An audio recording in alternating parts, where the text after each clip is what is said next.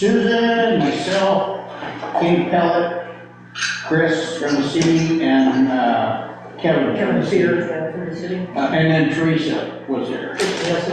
Yeah, so we had a meeting yesterday with Susan.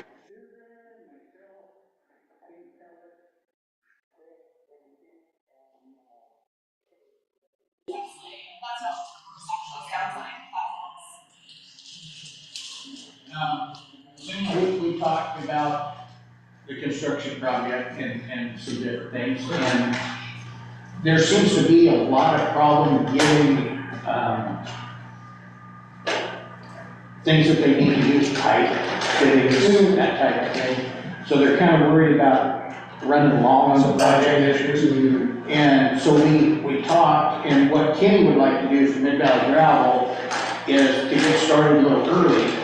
And they want to put up a snow fence. Everybody wants to know what the snow fence is? Okay, well, I didn't know until yesterday. Like a snow fence type thing. It's a orange, yeah. I didn't either, so I learned something new yesterday. Well, yeah, I did too. I knew, construction. So that's a different kind of snow fence than what, I'm just in Eastern Oregon, it's the ones they put up with slats to keep the. Oh, yeah. That's what I think of as a snow fence. Okay, well anyhow, they're gonna put a snow fence, they're gonna move the chain link fence about 20 feet, where it would be at the end of the project. 20 feet north.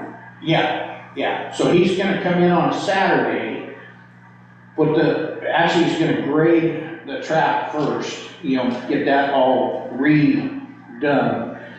Put the snow fence up on a Saturday, and then have his guys come in, whether it's subbed or whether they're doing it, I'm not sure, but build that fence, so that the kids can't get to the snow fence. Right. And then build that chain link fence in the final spot. So it's not really gonna harm anything. Susan talked with Eric, he's good with it. I don't think that anybody, Joey had a little concern as far as maybe using, the old chain link, and that's what I said, as long as it looks nice and it's not bent and, stuff, it's fine, but if it's bent, it's out, and they'll have to redo it. Right. So, Yeah, I'll get in touch with them tonight, pending what we to tell them what we've decided. yeah, This should be the permanent location of it. it'll be the permanent location, They so. just do it first instead of. It'll kind of be good for the kids to do it that way, because then they can go right up to the fence on recesses and stuff, and watch them work and, watch the equipment working and stuff, where they probably wouldn't be able to do that if we waited till after school was out. And this, like I said, Eric didn't have a problem with it, Susan didn't have a problem, I don't have a problem with it, so. What's the purpose of the snow fence if the chain link's going up? Keep the kids out.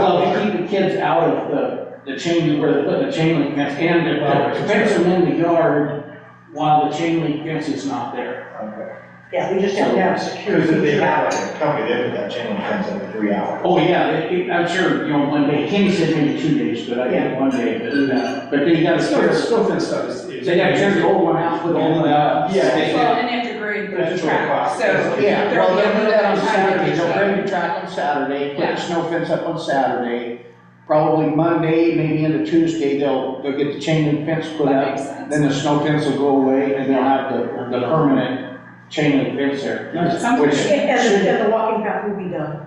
Yeah, the So walking that path will be done. They can use it for field day or whatever else Yeah. that's at the end of the year, and it will all be back in one uniform. Yeah, so anyhow, I told him, I said, I didn't have a problem, but I'll bring it to the board, we'll discuss it and, kind of get a consensus, we don't have to vote on it, but just.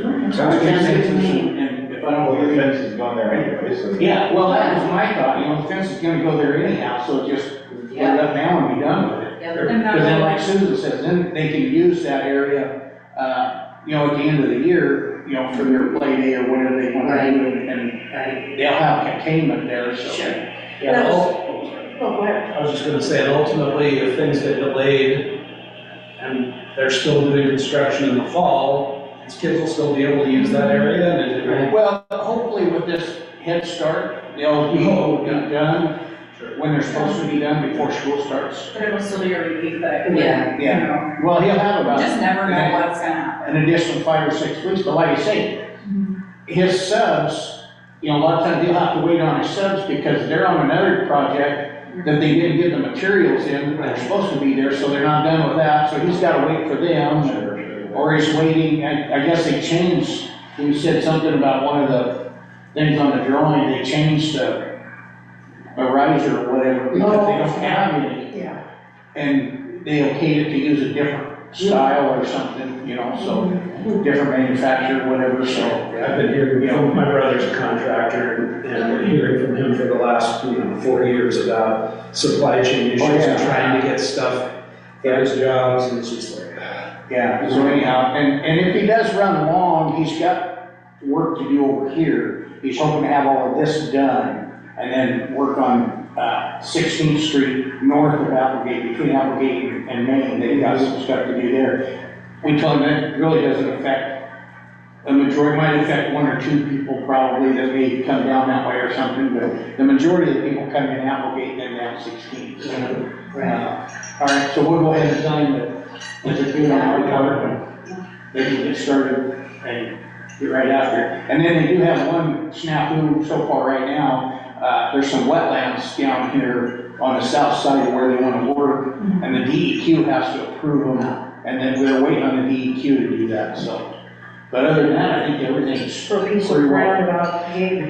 Yeah, it's like 50 feet, you know, if that big, you know, 10 by 50 or something. But he said they can put a fence around that and just do everything except for that little area until they get the approval, and then they'll work on that.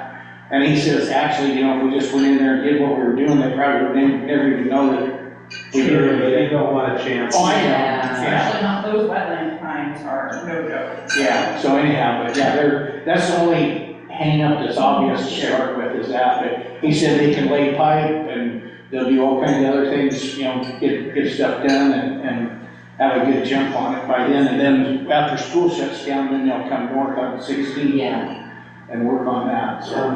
Yeah, that was, we asked, there were no promises yesterday because Rick knew we were meeting tonight. Yeah, And I also had the opportunity to ask Eric, the principal and the PE teacher at the school, to be able to say, will this work for you? yeah, Because Rick was real clear yesterday when we met that the board is adamant that it will not disrupt student learning in any way. yeah. And so, And Chris Workman That was was real good. happy with that, but no, he wasn't. it is what it is, and if it's gonna disrupt learning in any way, it's a hard no, it's not gonna happen, so.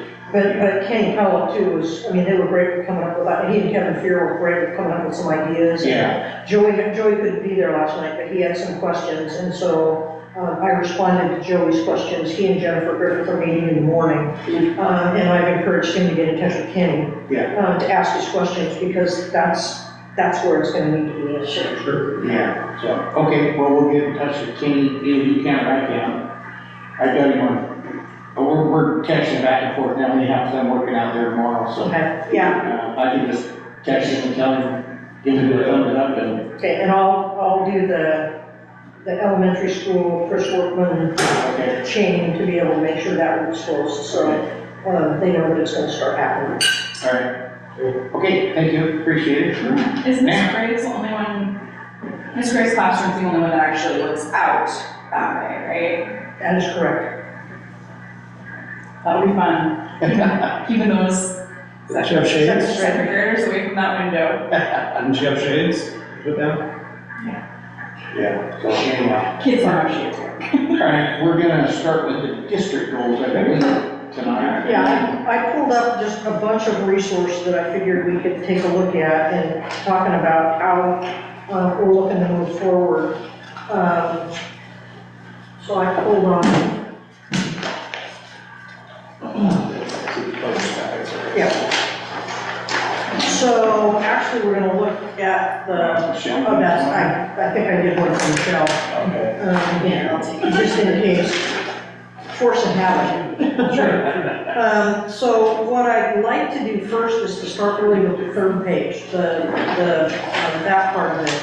Yeah. So the graduate, every student and transition each of them into a job, training, or college, is really pretty cemented. I That's, don't see any reason. Yeah, to change that there's- but what we're looking at as we move into strategic planning or long-term planning ideas is our administrators are taking a look at these key success factors to make sure that they're still relevant. Sure. And to make sure that we're measuring the right thing. So for instance, credits on track at 10th grade continues to be important. At 7th grade, we had technology, reading, and writing literacy. They're not measuring all those things anymore, nor do they need to. And so it's kind of like, we don't want to have us measure something that we're not using. Well, yeah, that's, You know, it's a waste of people's time. yeah. But we want to be able to do the good stuff. So for instance, kindergarten, we put attendance, but pre-K, we looked at kindergarten readiness, because there used to be, when these were created, a kindergarten readiness assessment. And they put that on hold. The state had? The state had one. And so we would use that data, but that's been on hold for 5 years now? So Yeah. if we don't have anything to do with pre-K as far as funding and that type of thing, why is pre-K on here? It was on Melissa anticipated future, because they built she and Abby, when Melissa Goff was here, built a 5-year plan for preschool. And at the end of the 5 years, it would be state funded. Oh, well, that never Yeah. came close. It's still so important. But we do Jumpstart still, Jumpstart? Jumpstart, Safety Town, there we go. Yeah, the Safety Town's There's in there, some things. and we're gonna do lit camp for kids in August for our entering kindergarten through 3rd graders, out of our early literacy money. So we'll have a chance to do some things there. We And also then have Abby, Little Warriors at high school. yeah, they've got that. And then Abby she's kind of put the Jumpstart into the first week or 2 of the school year, so that everybody gets it, as opposed to just a few. So we're looking at these now to be able to say, the vision makes really good sense, but we really want to take a look at what are these key success factors and what do we need to be taking a look at and measuring that's relevant and current now. Okay. So, And it could- Sorry, Joe, go ahead. No, go. Well, I have a question. So you said 7th grade, we're not measuring technology, reading, and writing literacy anymore? But isn't, State. the state isn't, but but, the state is not. We were doing, looking at local measures, and do they really need to have measurement for technology, for reading, and for writing literacy at that grade level? What are we doing with that? I mean, it doesn't mean that we aren't measuring more things at all these grade levels. okay, we're just talking about that. grade. But if we've Because got, I was- you know, for instance, at kindergarten, we're gonna look at more than just attendance. Sure, At 3rd grade, we're gonna look at more than just reading. But right. it's kind of like, Gives us a focus. if Gotcha. we want to put a focus in there, let's put a focus in there. Okay. And Do let's we make need to it, have focuses at grade levels as part of this? Like, do we That's- actually need to include this That- in our vision goals? no, but that's what we're having conversations about, to be able to say, whatever we have as goals, what are we gonna use to measure? And so it's just, I mean, it may look different in its presentation too, but it was just to say, we're looking at this, to be able to say it's still out on the webpage as a real thing. And we're saying, we haven't taken a look at technology literacy at 4th grade in 5 years. I would assume a lot of. Why do we still have that on there? Yeah, I would assume some of these were originally set up because the state had assessments of those points. They were. Yeah. So, anyway, we're looking at that. So that's kind of the linchpin beginning of what we would look at in terms of what we want for the district and in terms of goal statements. What I pulled up was, because this is what was used as our district goals, was this. Okay. And so it's, how do we flesh that out a little bit? And so then I pulled up what I had used and presented in the fall about superintendent goals versus school board goals. And the idea was, for instance, if we want to ensure equitable opportunities for every student as a first superintendent's goal for me, then the board goal was base decisions on equitable support and advocacy for all academic and social emotional needs of all students and staff. So if we want to have opportunities for every student, the board's going to support that by basing decisions, financial policy on making that happen. And so that was just a new way of taking a look, and then I just left the superintendent goal specifics on there because that's when I was putting in what that looked like for me. So so I did some hunting today also, just to be able to share with us to take a look at, bear hunting. Is it not bad? Nobody but the caller ever been over there, it was a dog. Nobody but the caller saw the bear. Really? Could have been a It German was shepherd. close enough that it could have been the same bear that was in Corvallis the day Could before. have been a German shepherd. Nobody but the 911 caller. Oh, okay, so they didn't, the picture, Could've been. the picture Raggy's was just a It stock was photo. just a Yeah, spot. they could have been in Finland. Yeah, They look like Steve Bell and I bears. talked about that today, he was going. Yeah, he looked on the grass thing on the Facebook post that nobody, with the 911, Kent County scanner group is on there. And nobody, nobody saw the bear but the caller. Cougar been killing things out in Crescent Valley, I saw that on next door to some alpacas and some goats. Wow, that's actually. Oh, sorry, I just, That's okay. so, before we get into kind of this, it's really saying that our vision as an administrative group is to be able to flesh out, we want to stay with the district goals and we want to get a good catch of starting that down, because that's the base. But then we want to use this next year as we talk about planning to be able to take those goals forward into the community, to be able to have those kinds of community interest and listening sessions to say, so what? And then be able to work them through as the year goes. So that's the piece of it. So what I pulled out and shared with you, just to look at, is I looked at where were places that, I mean, just random, that had board goals, had board of directors goals, had district goals, to be able to see just what some of the differences and similarities are. So I pulled off Eagle Point's board goals. I pulled off Hermiston's district goals as well as their board goals. I pulled off Corvallis's board goals. Couldn't find district goals specifically because I believe their board goals are the district goals. Park Rose, they had a series of board goals. And then I pulled off some of the strategic plan pieces that have mission, vision, and they also have goal statements in there. So it was a way of just being able to throw some things out to say, where are we, what language might we want to look at, what is important for us, and also about keeping things consistent, because the last thing we want is to have district goals that are different than my goals, that are different than, entirely. And, for me, it's about whatever the district goals are. The measurement for me should be against success toward those goals.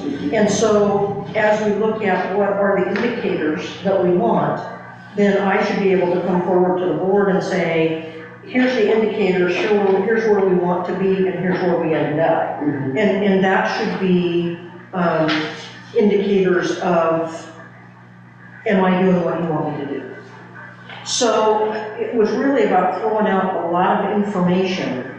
And part of that was because we have a start, but the other piece of it is knowing that we also want to spend some time with community staff input about our overall district goals. But I think we need to start somewhere in terms of some essential statements. And so my goals could be the district goals, and then measures become. So I mean, there's lots of different ways we could look at it, but it was like, how can I provide some more information than not, and know that there are some districts that don't publish superintendent goals, or they have school board goals, or they have district goals and no school board goals. I mean, it's just kind of all over the board. And so, do we want to have 3 independent sets? I think it's important to have district goals. I think it's important to have all 3, but how do they line together in terms of what it is we want an individual doing? Because the other thing I foresee in district goals are about something to the effect of being good stewards of our resources in the interest of planning for our future. You know, so as we look at facilities, as we look at, the technology needs that were shared at the board meeting, you know, some of those kinds of things that, there has to be a commitment to the infrastructure of the district. And so that's one of the things when I looked at this that really wasn't represented as far as taking, because what we did was we took the superintendent goals and made the board goals line with being able to support what the superintendent's goals were. So, you know, there's a missing piece there, but these were developed a while ago too, so. I really like Park Rose's vision and mission statement.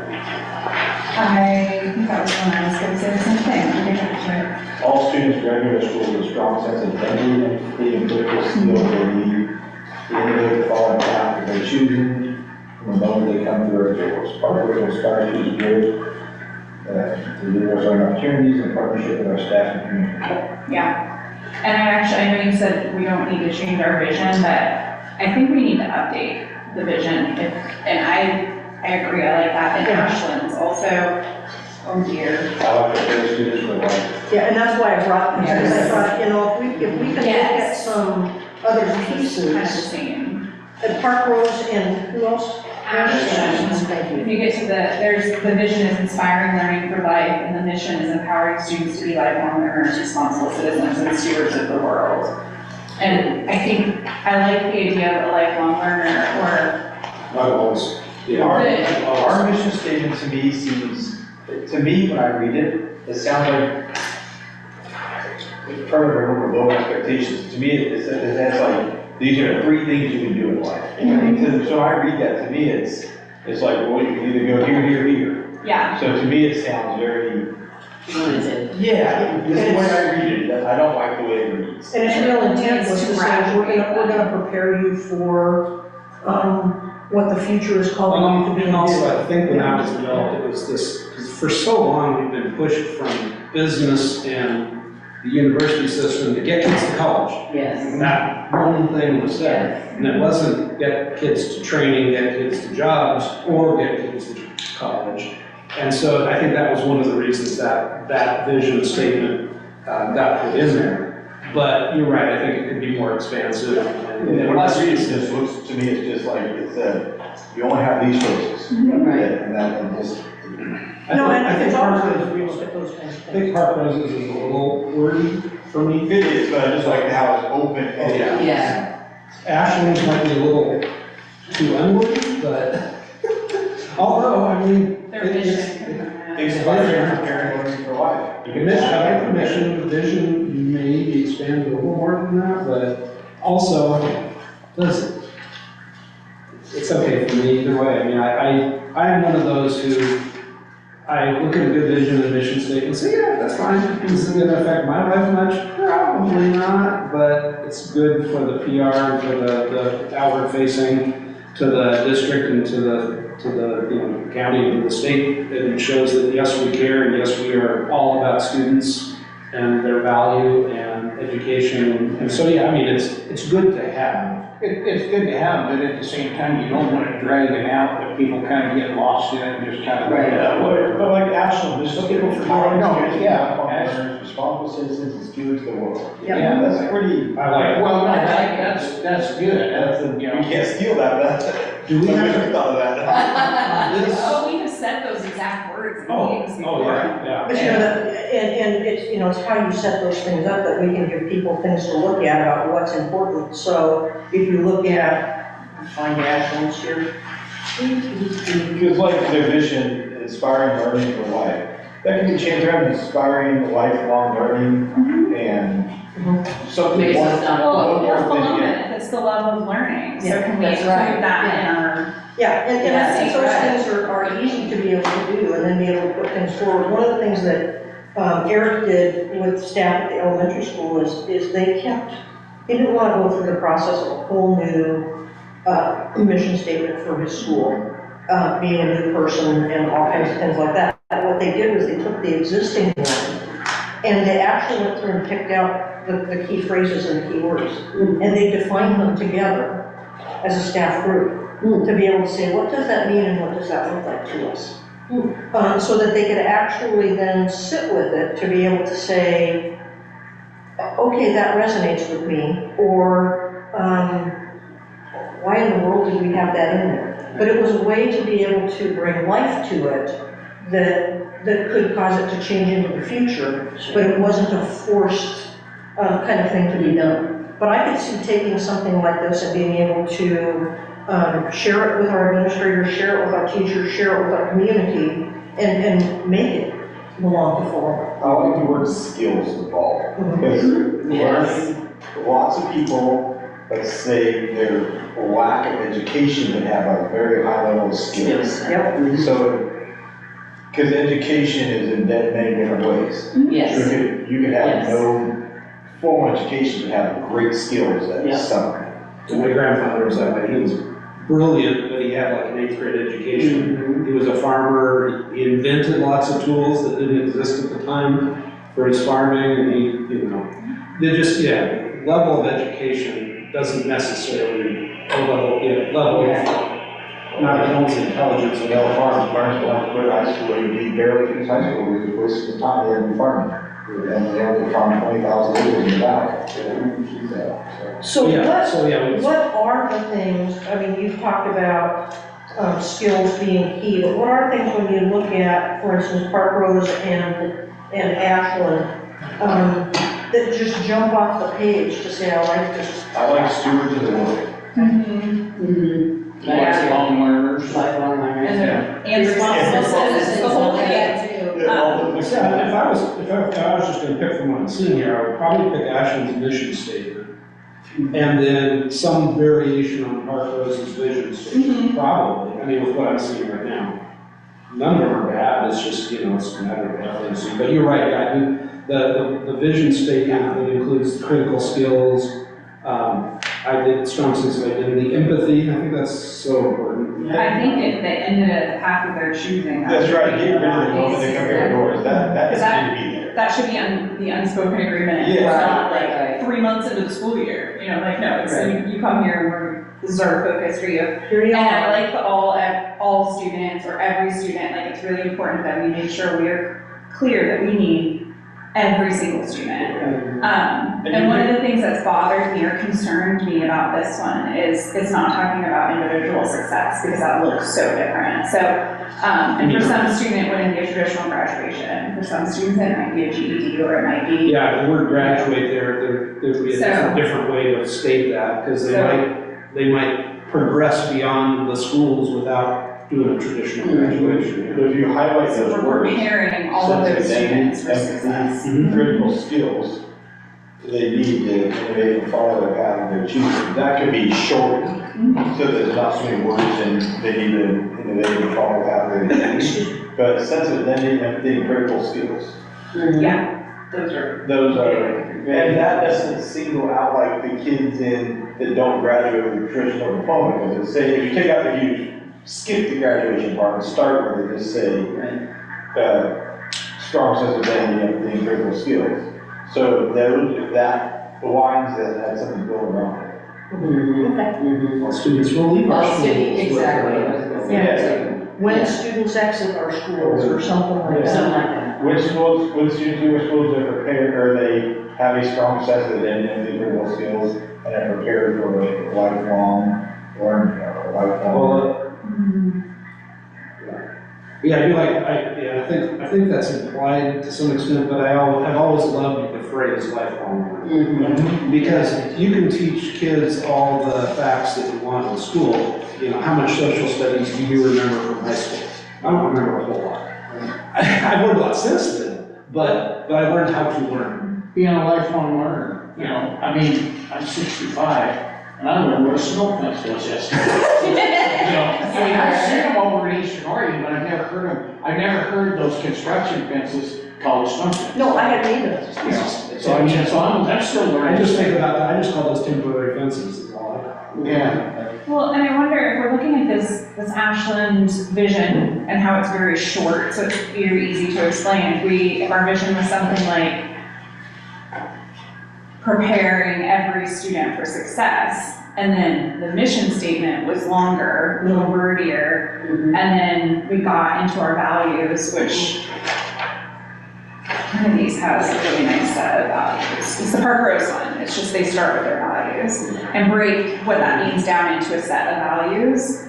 That still is that one sheet. It used to be on that giant poster in here that had it. Yeah. So instead of focusing on those grade level achievements, it's focusing on the values of the district.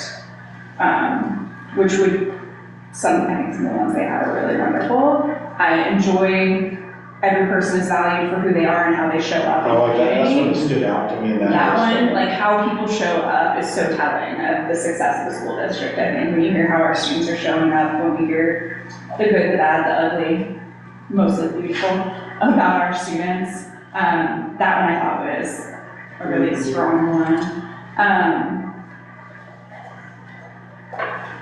I think those indicators of value are much more important to me than a standardized test score is going to be. Because while I have kids who are really good test takers, I also have kids who aren't. Just in my 4 children, that little teeny tiny subset. And I know that you just expand that out times 1,000, you know? I couldn't do tests, I was horrible at tests. I can't, I was even doing this here, I can't read this and know what it said. I have to follow because I get so bored after the first 2 or 3 words. That's why I like, Yeah. with Would you like audiobooks? No. Some people prefer to hear it rather than. Well, I guess I would prefer to hear, but I also like this vision statement, there's 4 words. Because then you think off the 4 words. Yeah, that's it's the elevator pitch, If you right? get You've 2 got words, 15 oh my seconds on gosh, an elevator, yeah, so what do yeah. you say? Yeah. It's garbled. And I think then when we expand it out, then we're going into those values, we're going into actions or tactics or strategies, depending on what language you like to use, and how those are measured. On the Parkers, I love bullet points, because bullet points can be very short, Oh, mine's beautiful. so I love bullet points, because that's the extent of my reading.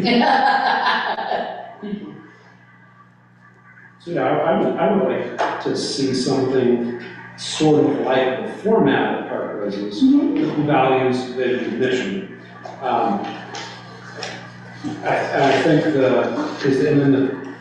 think once you've read or looked at the core values, you can then see how the vision supports that and how the mission supports that. Right. So, Yeah. And I- something like that. Simple words are better, when you get bigger words, you have to think more about the contents, that you lose the point of just the simple, bold statement. Yeah. When you have to reread it to think about what it said, you've lost, at that point, you've lost it. Bam, there's your statement. Yeah. I look back to some of these things, you know, that we, you know, I asked what jumped out, and I know I'm gonna mess this up, but in the early, you know, 400 years ago, state information about what was then House Bill 4565, which was what we want our kids to be able to know and be able to do. They talked about lifelong learners, responsible citizens, able to work as a member of a group, able to work successfully independently, be a successful family member. I mean, you know, and so all these things that you hear that they keep coming back, it's kind of like that first, and they've morphed it all since then. And it's gotten, to some degree, pretty test-centric in some areas, but it's kind of like, dang, it keeps going back to that original. It's you know, of what truly is important. And I feel like the purpose of education, yes, facts and figures and learning how to do things and knowing formulas and all of that is very important. The fundamentals that we learn from kindergarten, I've only gone as far as master's degree, but all the way through, it's not often about those facts and figures. It's about how you learn, and it's about how you move through the world, and how you work with other people, like you said. And those are the sorts of things that I want all of our students who graduate from the school district to know how to keep learning, to know how to show up in a community. That one really like resonates strongly with me. and not just the idea of being of service, but like, how do you just generally show up? Like, are you polite when you go to the store? Like, are you a hard worker? Are you dedicated to something? It doesn't matter what, you know, those sorts of things. Versus like, and this again, I have a valedictorian from the school district as a child, so do you. I think that's way less important. No, I agree.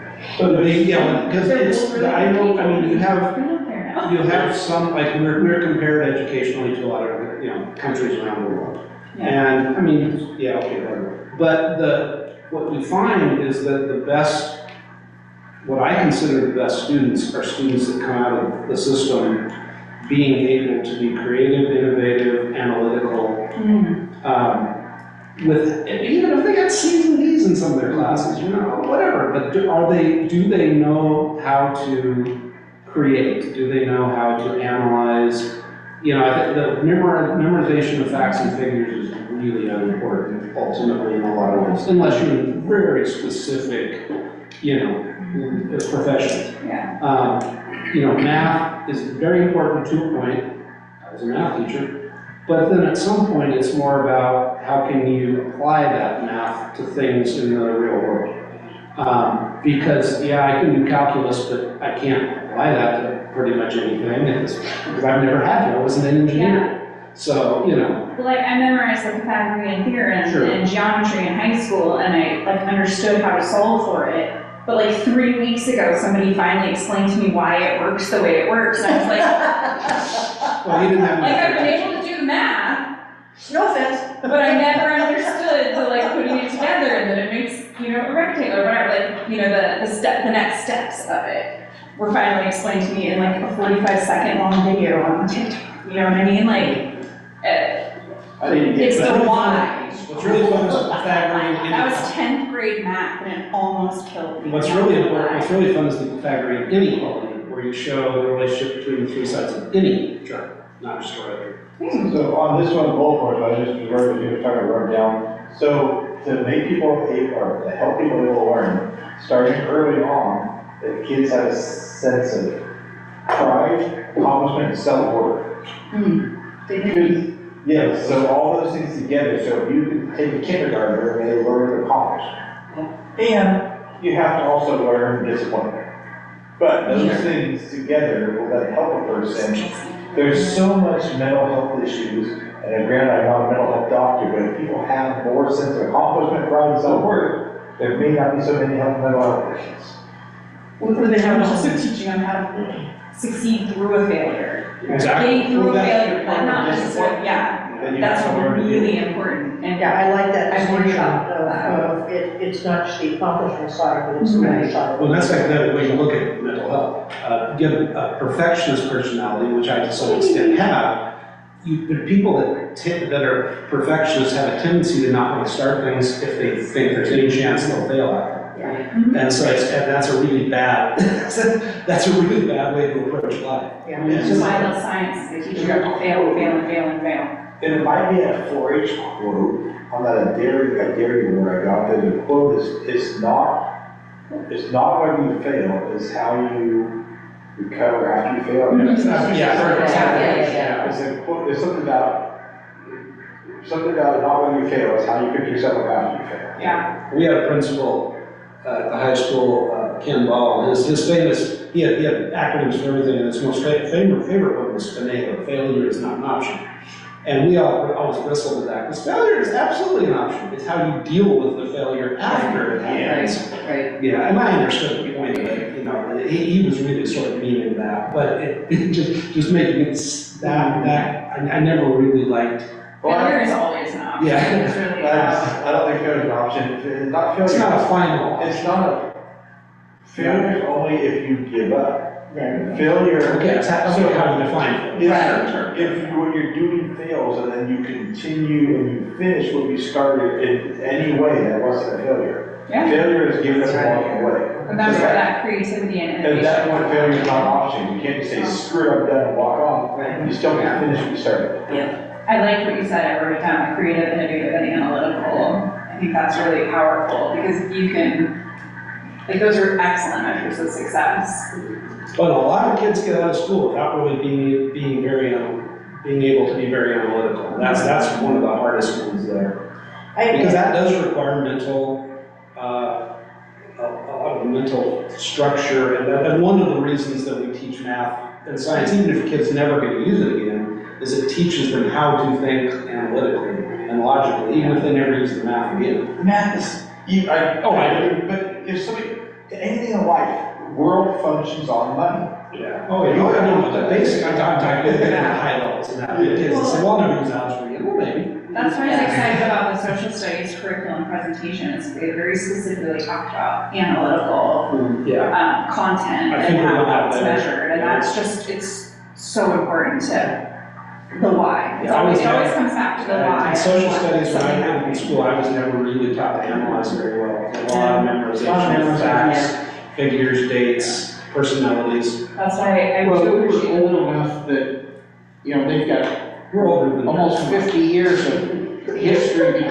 then and now. We didn't have that much that we had to memorize. It didn't seem like it, you know?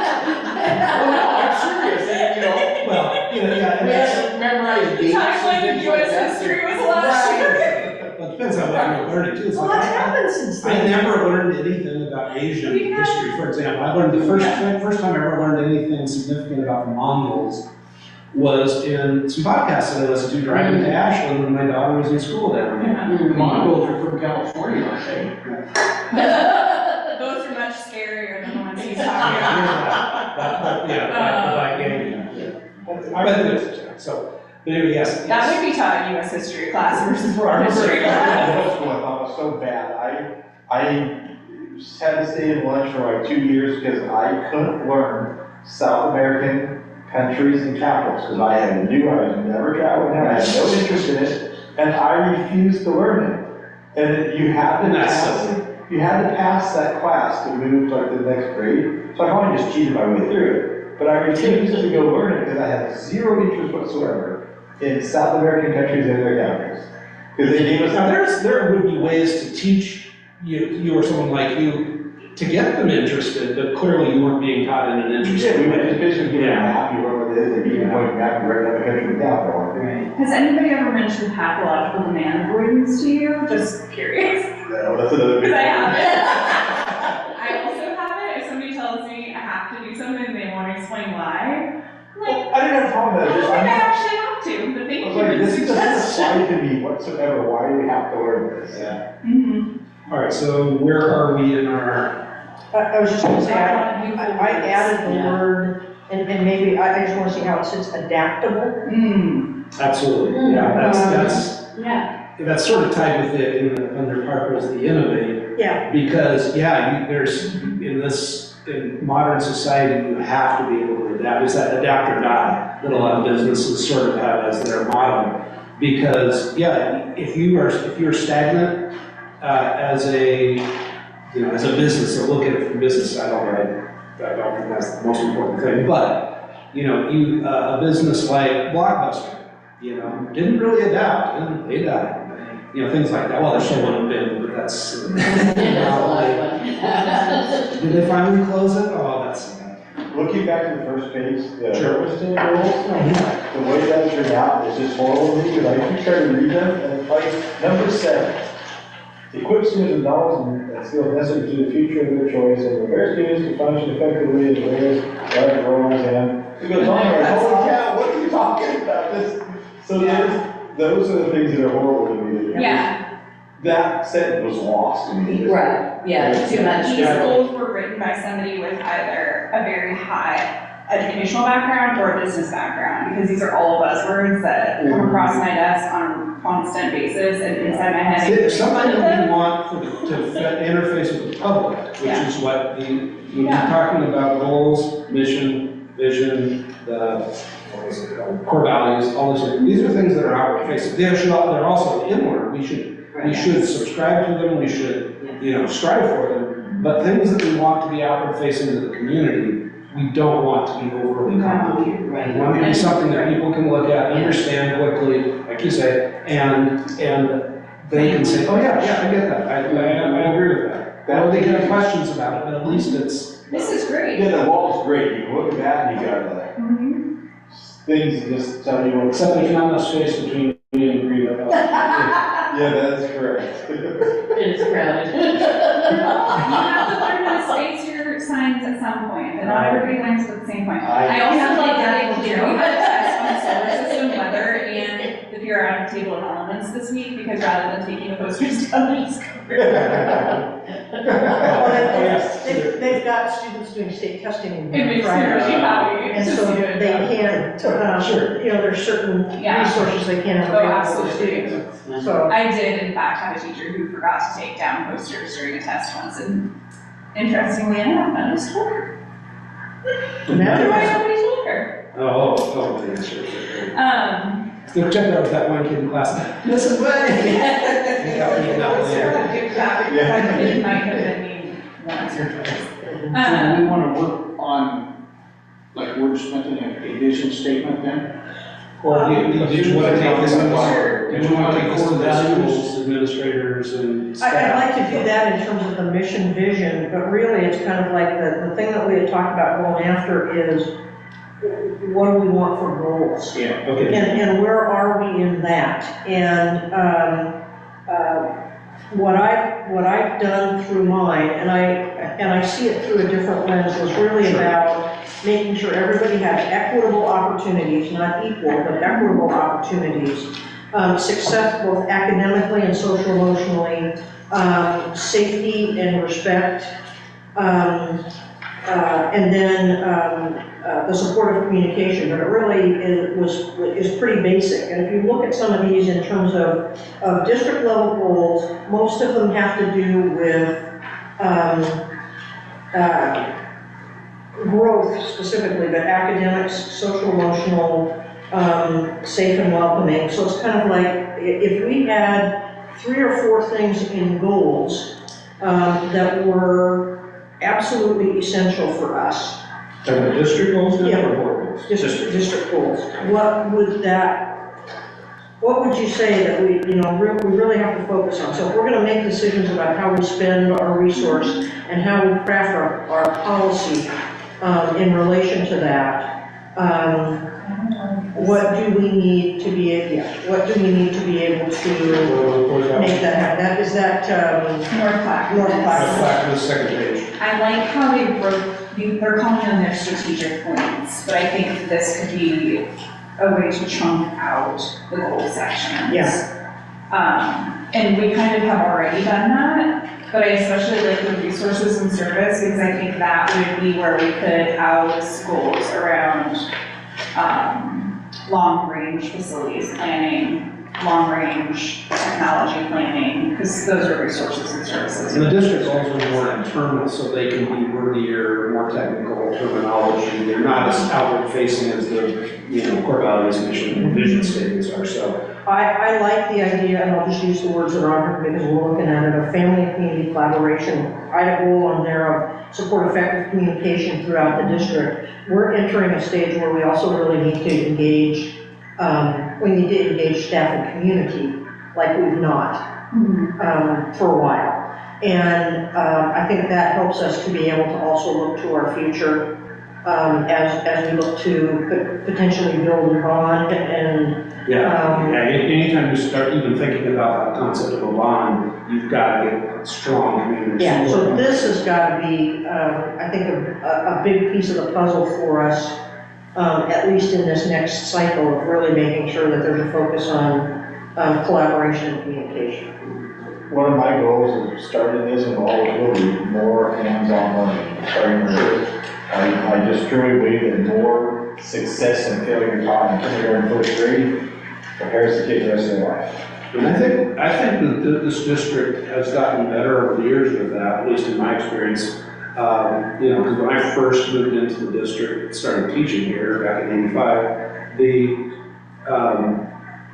there weren't as many hands-on opportunities at the lower levels. I think there was more at the high school than there is now. We had an auto shop, and we had a strong wood shop, okay metal shop, had the forestry. We had the family there, home ec, whatever we call it. And then it probably was called home ec, but I think to some extent, yeah. when I was in 7th grade, I had a class called Bachelor Survival, Ooh, I like it. specifically for boys learning how to cook. Oh, I like it. Yeah, I think so, although all those programs are great, what I remember about my school stuff was this hands-on stuff in elementary school, because by the time you get to high school, even middle school, you can even burn down. You need the experience, yeah. Because, at least for me, I mean, I knew what I was gonna do when I was 2, but if kids have opportunities to try things when they're younger, they have more of a direction and purpose. Once you get to high school and college, always enter college and don't know what they're gonna do and change their majors and all that, I think if they just have the opportunity to try stuff. Well, I agree. That was, yeah, and you're right, that's absolutely crucial for what age, and I think we do better with that now than we used to. Even ceramics, these kids just went to CV and they made stuff, and then, you know, they come back and, Mr. Moses. they come back and they made something, and they just did something.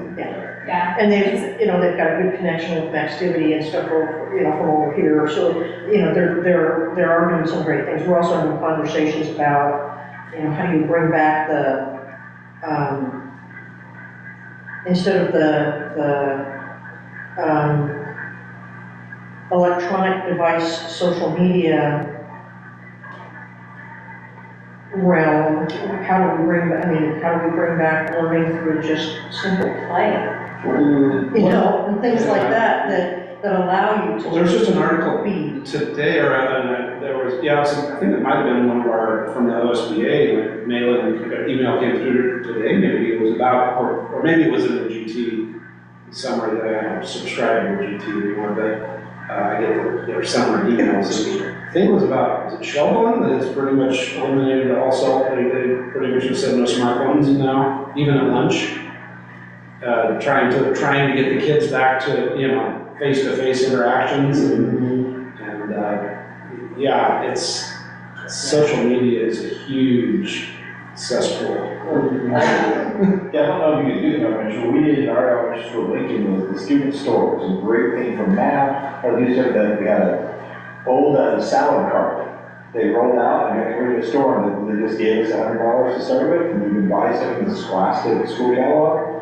Nothing priced over $1 at the time, so kids could, so it was affordable for kids. They could buy pencils, they could buy bouncy balls, they could buy. Lincoln and South Carolina? Yeah. Oh yeah, my kids, that's where my kids started spending. So yeah, it happened to be my classroom ran the store, but as fourth and fifth graders got to run the store, when you learn ordering, you learn all this math stuff.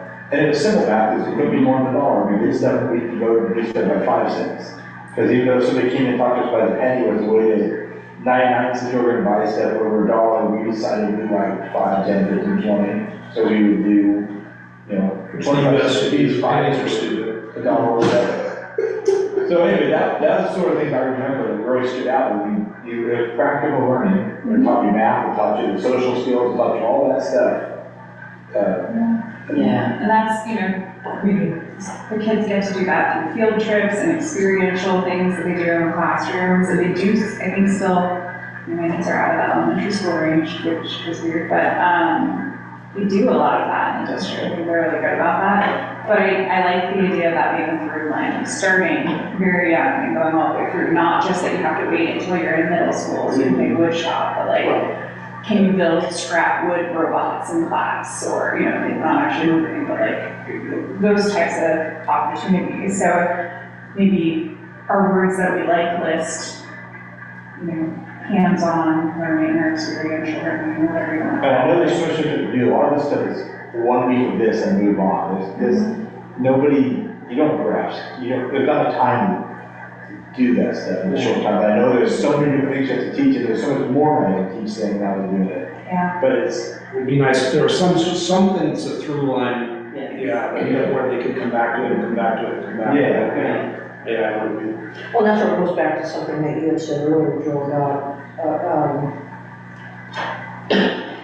memorization. It's not a thing of the past, but memorization is, we've got data at our fingertips.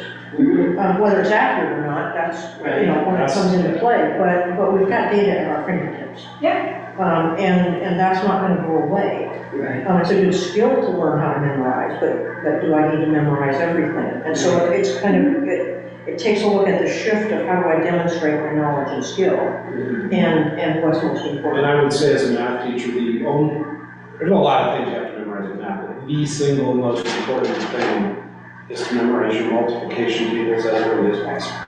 It's not the Pythagorean theorem. No, it's not. I like the Pythagorean theorem. Geometry was my favorite subject to teach, including trigonometry. But no, if a kid never gets that down, we don't need to talk about this, but I'm just saying there are definitely things that still have to be memorized for it to be a successful student, even if you don't use algebra ever. It's still important to have some of those basic skills, and that some of that requires memorization, but not nearly. I mean, we have a library in our hand all the time. You just have to know how to use Which all is, of it. yeah, They they do. do, but that's also. Huh? These kids do. Well, I know the kids do. But you don't have to know how to do the math problem and solve it, you have to know how to enter it with your calculator solve it. Because, because the way the world is now, everybody's typing a calculator, Sure. you don't have to be able to know what 25 times 25 is. You have to be able to understand, this is what I'm going to punch into my calculator, because of the way the world's gone, people No, aren't. I'm not saying memorize 25, I'm saying just your basic ones. No, I was just thinking as you're talking that the sad way is, you don't need to know that many math skills, you need to know how to properly utilize it, you don't have to actually know the math anymore. Yeah. Part of the problem with that is that kids will enter something in the calculator incorrectly and then trust the answer. Oh, without any okay. critical thinking. Right. Well, I see that a lot too, I'll do another one. I had to do volume calculations this week and last week to make sure that I was ordering enough concrete. So, and because it wasn't a rectangle, it was a hemisphere. That's a little bit more complicated. It was a mix of Google and my brain. I used both. That's right. Good brain, you guys. So I guess I just want to make sure that we meet your goal for this work session, which is to come up with district goals or It was really about the saying- strong beginnings of district Strong goals. beginnings that we can take a look at that say, why do we exist as a school district? What's important to us in terms of making sure that we have educated students or capable, able to move into whatever their next step will be. Well-rounded, healthy. Well, I was going back to that, what Susan's saying is either the park roads or the one which is, what the goal was, is at the end of it, coming back with, the mission statement of Ashland. Empower students to be lifelong learners, responsible citizens, and stewards of the world. I think they nailed it. I love their statement. Their statement. As you think about, as Susan was just talking about, okay, when the kid graduates, what do we want that kid to be at their 12th, at their graduation is a lifelong learner, responsible citizen, and steward of the world. Yeah. I also like their goal 2 section, which is identifying the key characteristics of a Park Rose graduate. That was one of their goals for this school year. Was conducting meetings and talking to family and community and staff and students to see what they consider the characteristics of a Park Rose graduate to be. I would say really good dance team. That's one of the characteristics of Park Rose. Holy schmoly, almost impossible for us to be. I think that could be, if we're looking over the course of the next however many months, whether it's a year or more, to really develop out that 3 to 5 year strategic plan. I think that could be a component of that as well. It's like, it doesn't have to be a graduate. Like, what are the qualities we want to see in our students, our existing current students? I also think we forget to focus on our staff, and you brought that up already, but one of these in here says recruit and retain. Recruitment and retention of high quality and culturally diverse staff. Yeah, that's. It's that retention component. And I think, that's part of what my job outside of being on the school board is, supporting employee health, but I think that one's really important. And it's not gonna look big on the goal sheet, but it's gonna look really big in the actual work. So how can we make the goal sheet reflect what actual work is gonna be needed there so that we're setting a realistic set of goals for ourselves as well? And I think, going back to one of my earlier statements, just weaving a sense of self-worth. So that when the person leaves, wherever they want to do, they have a sense of their pride, sense of accomplishment, and self-worth. Yeah, I think that is a strong, Yeah, I think one of the things that is important with that is, I mean, Philomath is very strong in sports. The kids that are successful in sports usually feel really good about themselves.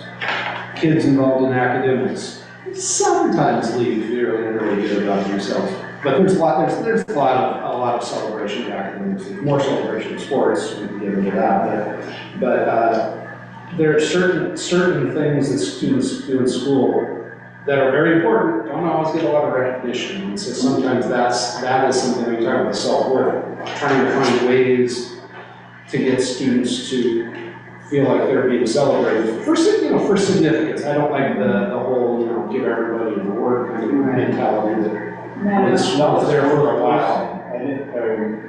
There's always emphasis on sports, there's all this prep rallies and all kind of stuff. But with me and my friends have zero interest in sports, yes, you do learn a lot from sports, but I also think there's too much emphasis on sports because the percentage of people, yes, you learn skills, but the percentage of people that utilize their sports for their career or life. Oh, sure. Is, but you do learn a lot of things. You mentioned talking about, or it's one of these things we're talking about, working in a group. Being able to work together, coordinating, team building. That's individual sports are different than team sports. Yeah, right. Exactly. Yeah, because you look at the statistics. All of the thousands of students that have gone through the Philomath School District, we've had, a handful that have gone into professional sports.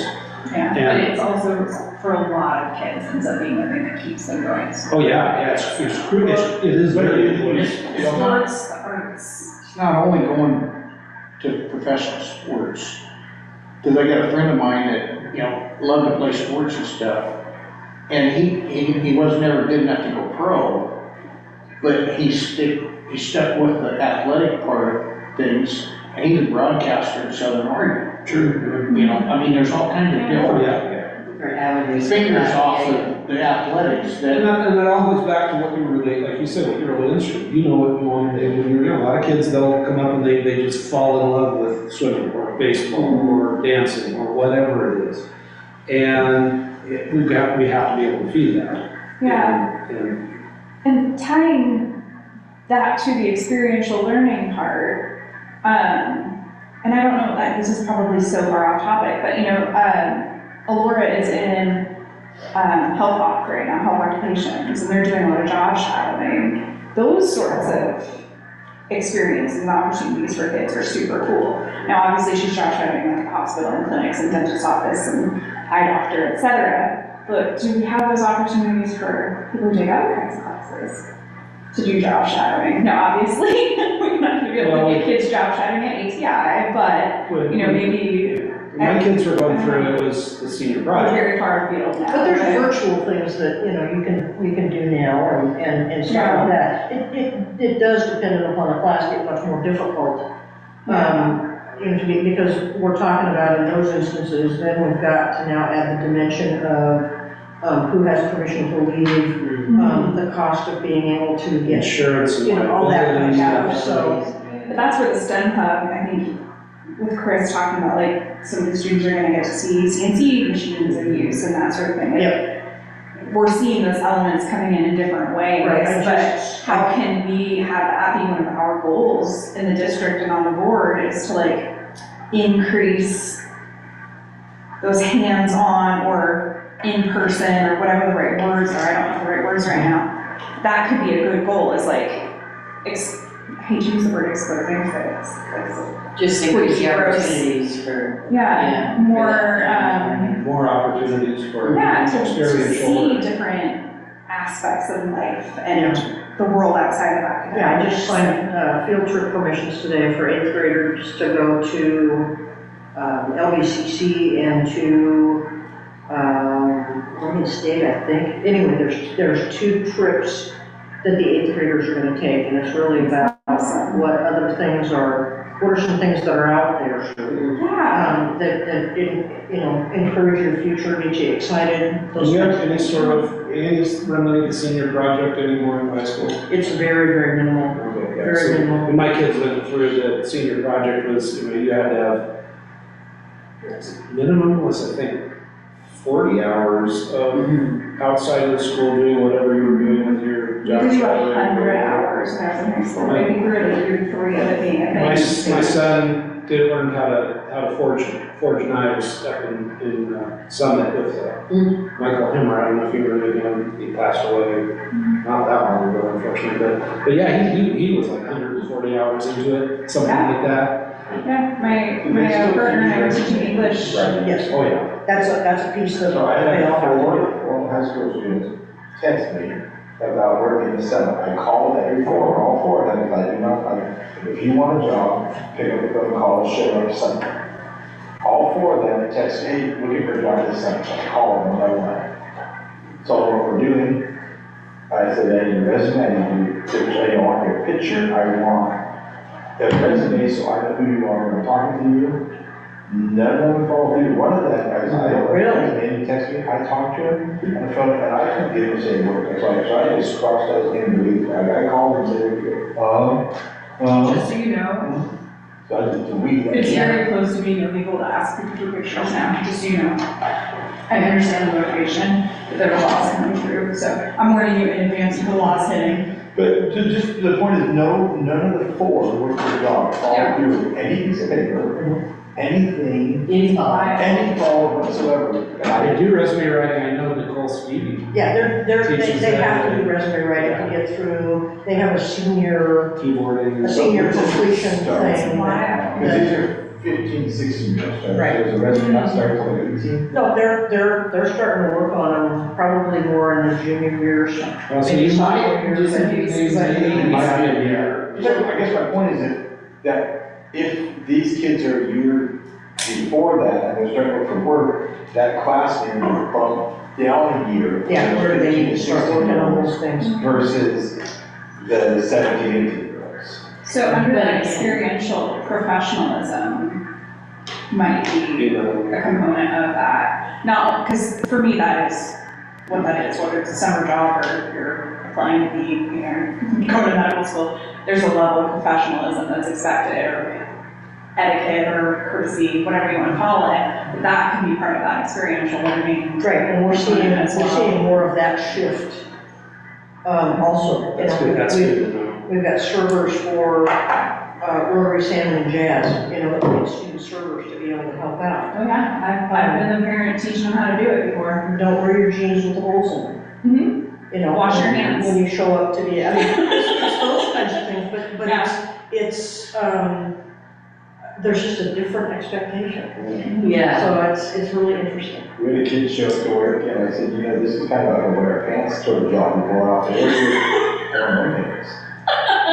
So when you should rebuild my pants, you came back with sweatpants and walking, they look at that dust stuck to you. Oh my You got God. heat stroke that day, you're so hot in sweatpants.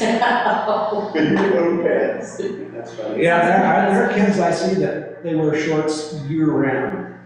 You know, it's raining in the winter and they're wearing shorts. It's one of those kids who's like tackling my friend. What's that? I said, are you making fun of me? Are you wearing shorts today? Yeah. Enough today. Someone's wearing shorts. Well, so it kind of goes back to those kids texting or calling and saying, I want a job, blah, blah, blah. So where is their self-worth in all that if they don't present themselves Correct. properly? If they don't, if you say, I would like to have a resume, I need a resume, why aren't they doing that? Even if they haven't learned it in school, if they want a job, why aren't they doing what needs to Say be that done? as a generational difference versus a lack of self-worth. I think it's just, it's a difference in how people present themselves to the world in different age ranges and different. Pretty soon there'll be So, yeah. a problem, just hold your phones at the beach and another problem.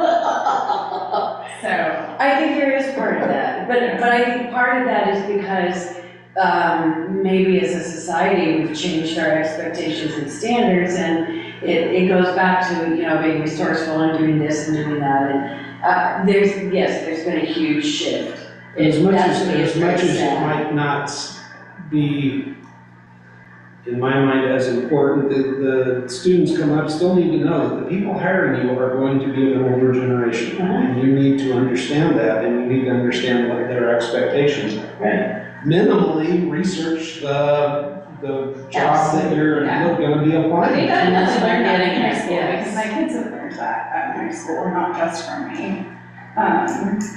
So, I guess, one thing that might help is, do we want to have a specific number of goals as we go through this? Well, if you look at, what was it, Ashland had only 3 Yeah. main goals. Five would be maximum. Yeah, and that you don't want, it doesn't mean that that's all you do, but that, it just means that, No. that if you don't focus on Somewhere between 3 and a 5. limited Yeah. duration, then, you get mired in too much, so. And do we want, what we're doing right now, are these the annual goals, or are we starting to work more on that strategic plan that's gonna be longer? 5-year goals.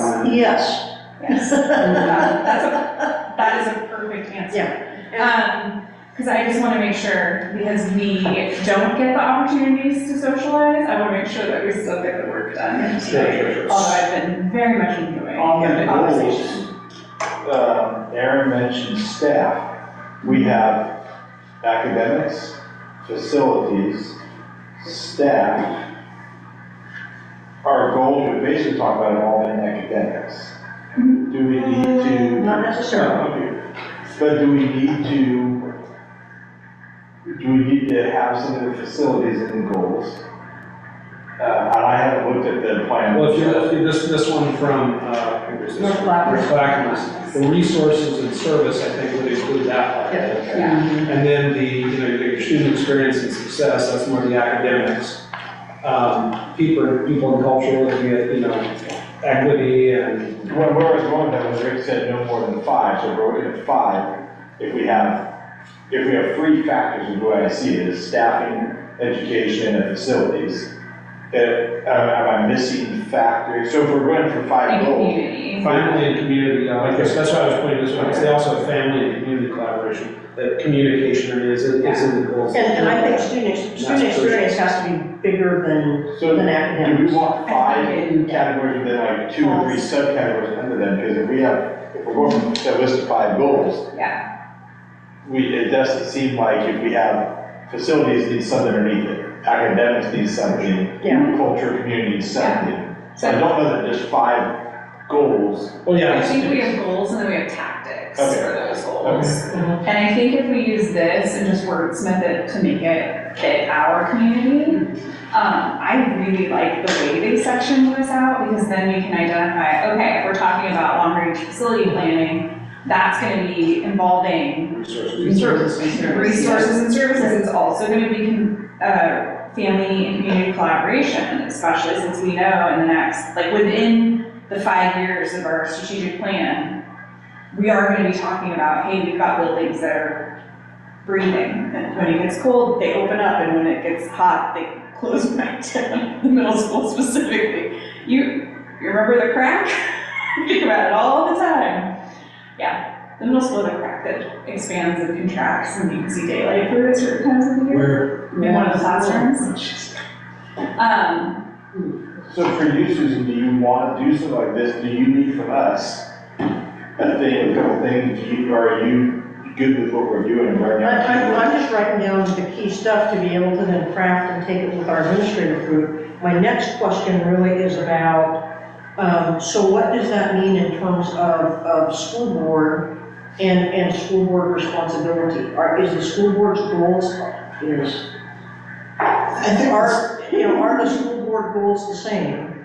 Or how do we make our decisions to be able to support what we want to see? So for instance, Well, school board goals have to be a little different. they do. Because we're the decision makers. We Right. set We actually are supposed to set the district goals also. according to OSBA at least. It is one of our Well, responsibilities. we can, you know, if she comes, if Susan comes with the administrators and they come up with a set of goals, and we say, yeah, that looks good, and you approve them, and we have. Yeah, We don't actually have to come up with the wordsmithing on it, we just have to approve them. And if we have this here, Susan's taking down notes with the major points.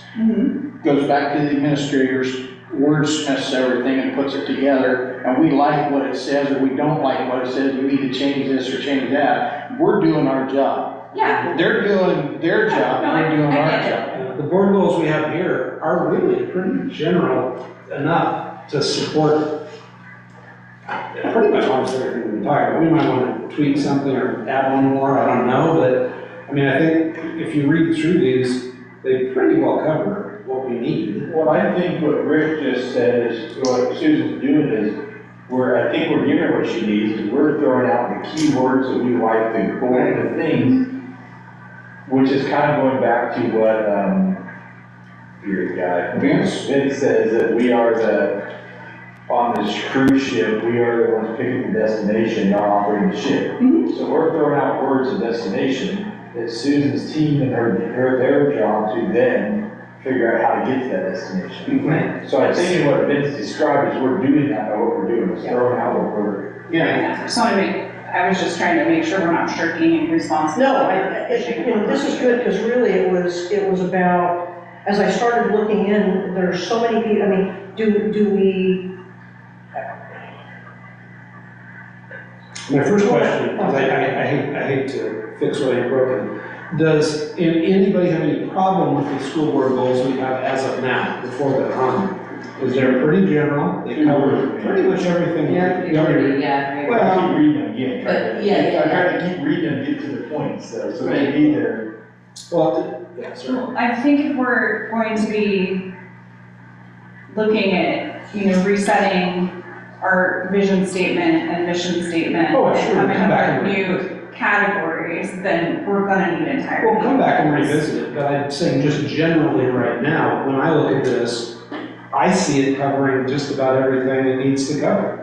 I mean, I really do, because they're general enough, you know, based decisions on equitable support and advocacy for the academic and social emotional needs of all students and staff. I mean, that covers a lot right there. Well, you don't want them so broad that they're kind of out of balance, but you don't want them so narrow that you're just on a real narrow focus. You want them kind of mid-range so that you got the flexibility both ways. I think these do a pretty good job of that. We can wordsmith them and change them around a little If bit. they can be dumbed up for me, like if you look at number one, straight across, the first one, ensure equitable opportunities for every student, great to the point. Then we move over, and now we're based decisions on equitable support, advocacy for the economic, social, emotional needs. If we could just dumb that up to make it a shorter 6-word like the other one.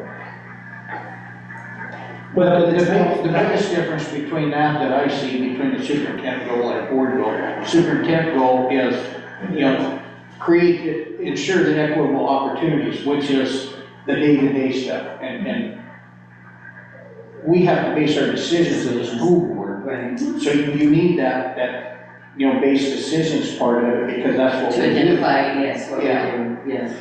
yeah, I mean, because I look at things like that to be able to say, if we put all our money into athletics and put no money into art, and say, too bad, so sad, that's just what we're gonna do. Is it equitable support? Right. And so it's the lens that Well, helps, and it's you know, make those it's a decisions. decision, so I think you need to keep the decision word in there, because that's what the board does, is make the decisions. And like I say, we'll come back to this once we have a district goals. Yeah, I mean, because the other part of it too is at what point do we get things coming to us that we have to be thoughtful about? We're engaged in some conversations about facility use and what that means, and payment and cost versus no payment or cost. It's our paper towels and it's our toilet paper and it's all that stuff that as nice as it is, we can't just give it away. Because we continue to have to run, you know, or things that fall outside the K-12 purview, that, we might get asked about, that, you know, we need to be very thoughtful about, in terms of things that have the kinds of impacts that we want versus not. I mean, I think one of the good examples of that this year is I've known how this community and board has felt about arts and how important that is for our students. And music specifically has been kind of that K-12 band. We couldn't find a music teacher for Clemens and Blodgett. So instead of saying, well, forget it, the decision was we're gonna reach out and we're gonna find somebody that's gonna teach art, which isn't necessarily the music we want, but for this year, we're not gonna take away that side of the brain's opportunity to be able to engage in learning. And so, that, you know, feels like a reasoned decision in terms of what we're making, you know, or instead of saying, we're gonna give our money to this, but we're not gonna give it to this. You know, and some things like that. So it's just really about what guides those decisions and what guides those kinds of, you know, you should be doing A, B, or C when we want to support and help doing A, B, C.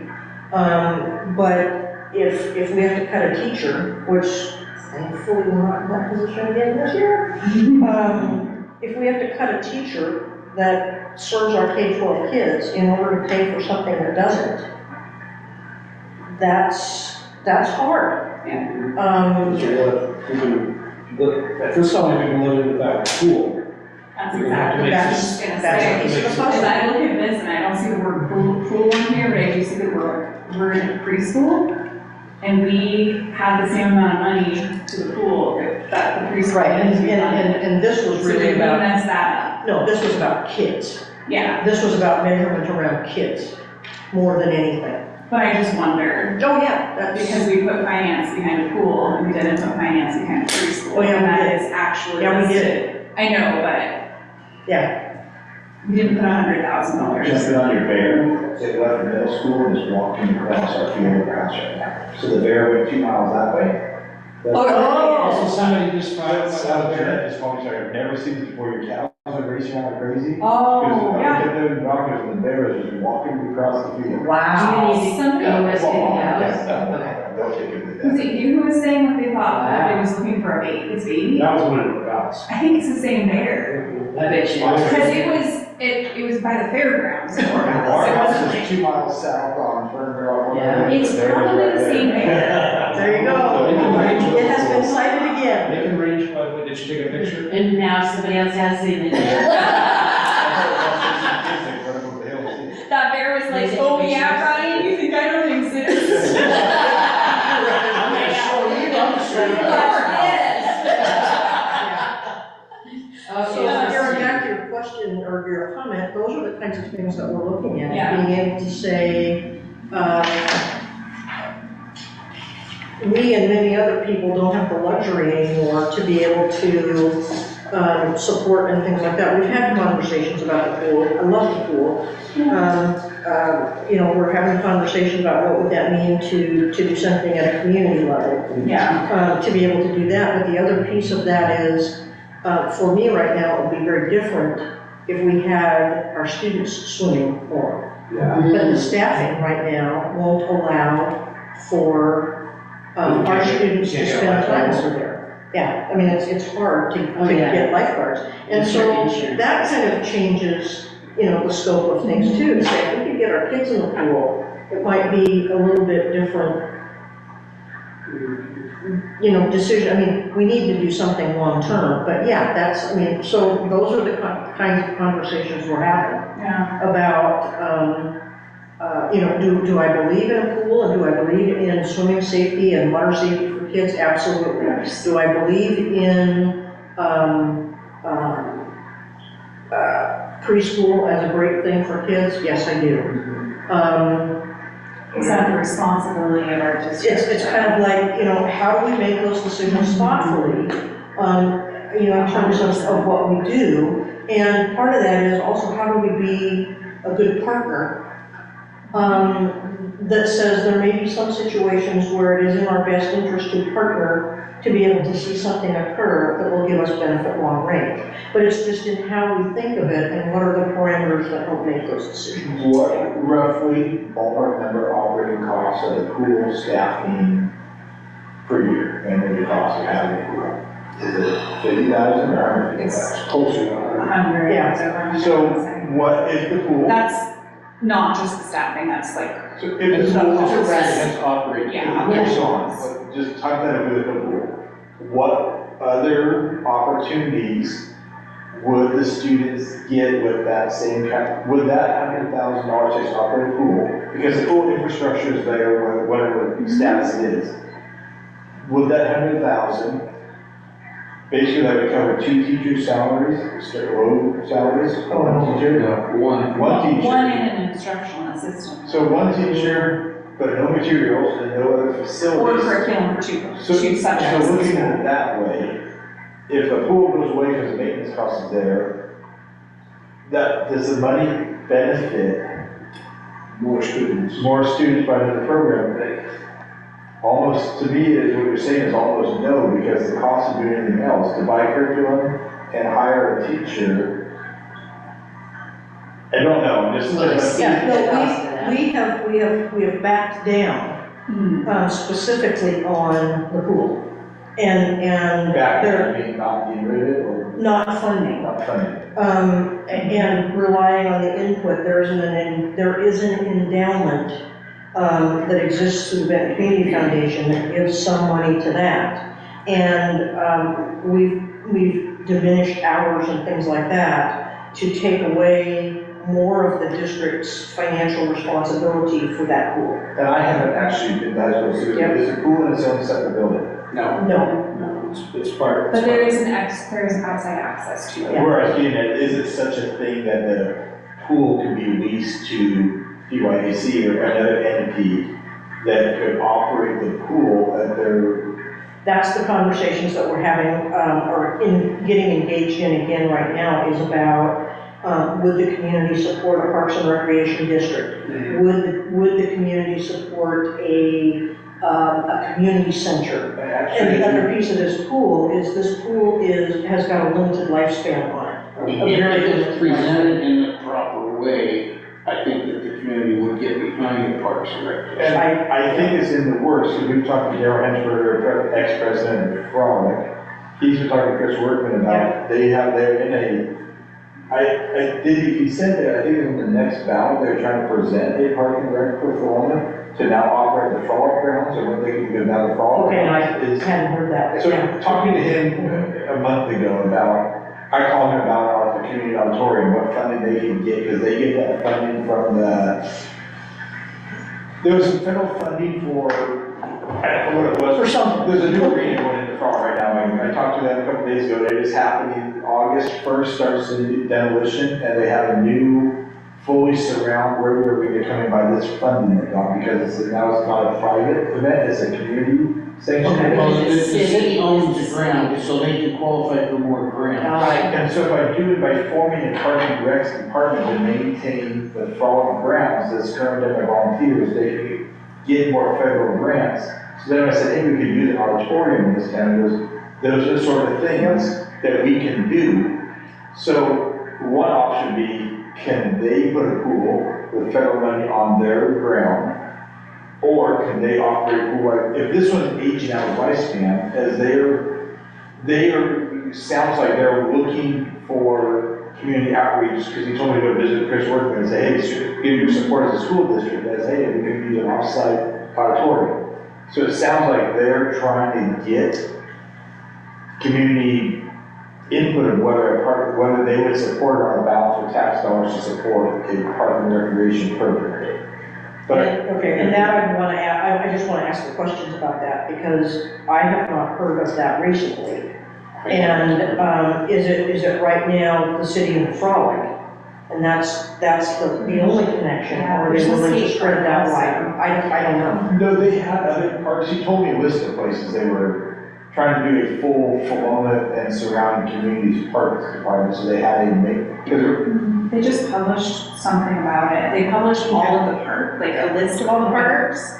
And I think they're working on Yeah, I mean, that's the awesome. budget for But we could- supporting the if parks. they could do that, some of part of the their things that the 7-year school plan. has, like the pool, because I don't know this, the pool is more of a community. It is. That's why it's called the Clemens Community. But there's more community using it than But students. The district has all the funding that keeps it going. It's not very heavily funded by the community. I mean, some of the users pay a little bit of fee, but that really doesn't even cover what they use. But if the parks department was to lease the pool out of their own, they would get tax dollars separate from the school tax dollars. Absolutely, that's how a number of our neighboring districts do that. And is that? And we just haven't gone there because there's not been, the interest and the hue and cry, and when budgets were great, and, the affording of those kinds of things, and we had high school swim classes all the time, we had sixth graders going to swim every year, we had fourth and fifth graders going to swim for 2 weeks every year, and third graders doing water safety. We don't have that. Yeah. And so that's really taken it. I mean, when we had that, it was kind of like, dang, it is worth it. Well, Yes, is that a right. possibility again, if it was funded outside the school Yes, district? it is. So if, and again, I don't know, because I haven't went to the facility to know this, but if it was a leasable, partnership agreement, if a new Parks Department is formed, and Parks and Rec to lease the pool for free and maintain it or operate it or whatever, Do you have any idea what the age, how long before the pool would either require major remodeling or decommissioning? Next year. It's gonna I was require, gonna say, it's gonna it's require like, decommissioning really soon. Yeah, it's past its anticipated lifespan. Like So, 5 years. well, like- Something like that. 5 years is minimal, but probably farther than that. But when I came on board in 2003, there was 2 things that were sacred cows in this district. And you know what I mean by sacred cow? Yeah. Okay. Forestry All cows are and the sacred food. cows. Those are the 2 Because things of the Clemens Foundation. that the board would not touch. So, Which was the pool and. and the forestry, yeah. Because the Clemens Foundation was tied to both of them. Right. And they put so much, Oh, yeah. they put so much money. Very into much. it's this. still supporting it. Not as, no, not nearly like they It's did. big, and it's minimal. To the pool, no. I mean, well, the endowment, which is ancillary to Yeah. the Clemens, but, That's past support, that's just still, yeah. it's already been paid for, it's just So still. on a goal then, on a facilities goal, would a goal be looking into to me, a goal would be looking into a Parks and Rec and a school district collaboration, because that would be. I think that would be more specific than what we want to write into our goals, but it's Yeah. definitely something we want But to that have. that would be an activity. Yeah. But if we're pushing a 3 or 4 year plan, It would be part of the plan for knowing sure. that would help us decide, like the pool, for instance, before a big decision's made, knowing, even if it's working, is there something going on down in Parks and Rec next year? How can we work together with the school to utilize, because if we can build something like the auditorium and or a pool or something with the fall grounds, getting from here to there is the same distance as here to the high school or something. Yep. So that would help, that could change the district, the board and district goals a lot if we knew that there was something that potentially is happening in a year or 2. Right, and we would just, in that instance, if it was a pool, depending upon the agreement, we would have to support it in some way. And so do we pay for our kids to go? Well, that's worth it to me, Yeah. to pay for Yeah, our oh, kids yeah. to It's go. gonna be a lot less I agree. money than maintaining. To be able to do that, but yeah, that's a piece of, when we want to look at our facilities into the future, the pool's a big part of that. Absolutely. And part of the problem with the pool decommissioning is, can be very expensive, depending upon what you It's choose to very do. expensive. It's gonna be a huge cost to decommission that pool, because you can't just like close it, fill it with stuff, and it's done. And you can't just drain it and leave it either. No. Well, the different parts of the pool, they kind of, that's my freshman year, they get ready to do the pool out. The guys are driving their plane like you do at a skate park, in a pool with their cars. Wow. But I think when- Did we give you enough to start a conversation about the main four goal topics? Yeah. And then we would dive into more tactics or actions or activities. Yeah, and that's or whatever we that's want. where also the community involvement comes in terms of where we go and committees and some things like that. But the other piece of it then that I really kind of wanted to get us moving forward was to look at, so what does that mean in terms of school board responsibility and making decisions, and how much do we need to shape that? So To me, so this is not our last conversation. I think our strategic, to me, it's hard for me to think, I think our strategic plan is either the first school board goal, or because without having a long-term plan, the goals are, they're not irrelevant, but they don't have a target. Well, and does the plan kind of assume the goals? Well, I think the plan, the goals, and the community involvement needs to happen at the same time. I agree. Because it's I hard, agree. even though we're elected by the community, we need more involvement than 5 of us. I agree, And, 100%. and then the strategic plan, however that happens, that involves the community at the Yes. same time. Yes, That molds our goals better. I agree, So 100%. throwing this stuff out there is great, but to me, it's still, and I know you're still looking at this option of strategic planning, but it's hard. I guess my number one goal would be, if we left, if one of my times up at the school board and somebody says, what did you guys accomplish theirs? We have a 10-year plan. We have a vision and a plan, Yeah, yeah, that- yeah, I agree. So that would be, so all the way through, I know most of these mission statements and things like that, but when we get back and talk about the facilities, and we still need a target. What is that We do. target? I And the agree. target for academics was, we talked about whatever this one was that said they're really good mission, Yeah. Part was rational. yeah, one of those was a great target for academics, but then when we start talking about the facilities, the staffing, we need that plan. I agree. Because even as you're a teacher here going, man, there's a crack in my classroom, we can say, hey, no, we have this plan. There's something, and then there's checks, like, once a year, we say, here's what we've done to reach this goal. It's just gonna help morale. Yeah. And, I'm I sorry. was just gonna say, I did, just through happenstance, find out the price of the OSBA board self-evaluation process, which is exactly what you're just talking about, like getting together and saying, what did we accomplish this year? That's a part of it, and it's $750 currently to do that, and I think it's multiple sessions similar to superintendent evaluation, but it also helps train us on how to properly set goals and how to properly measure them.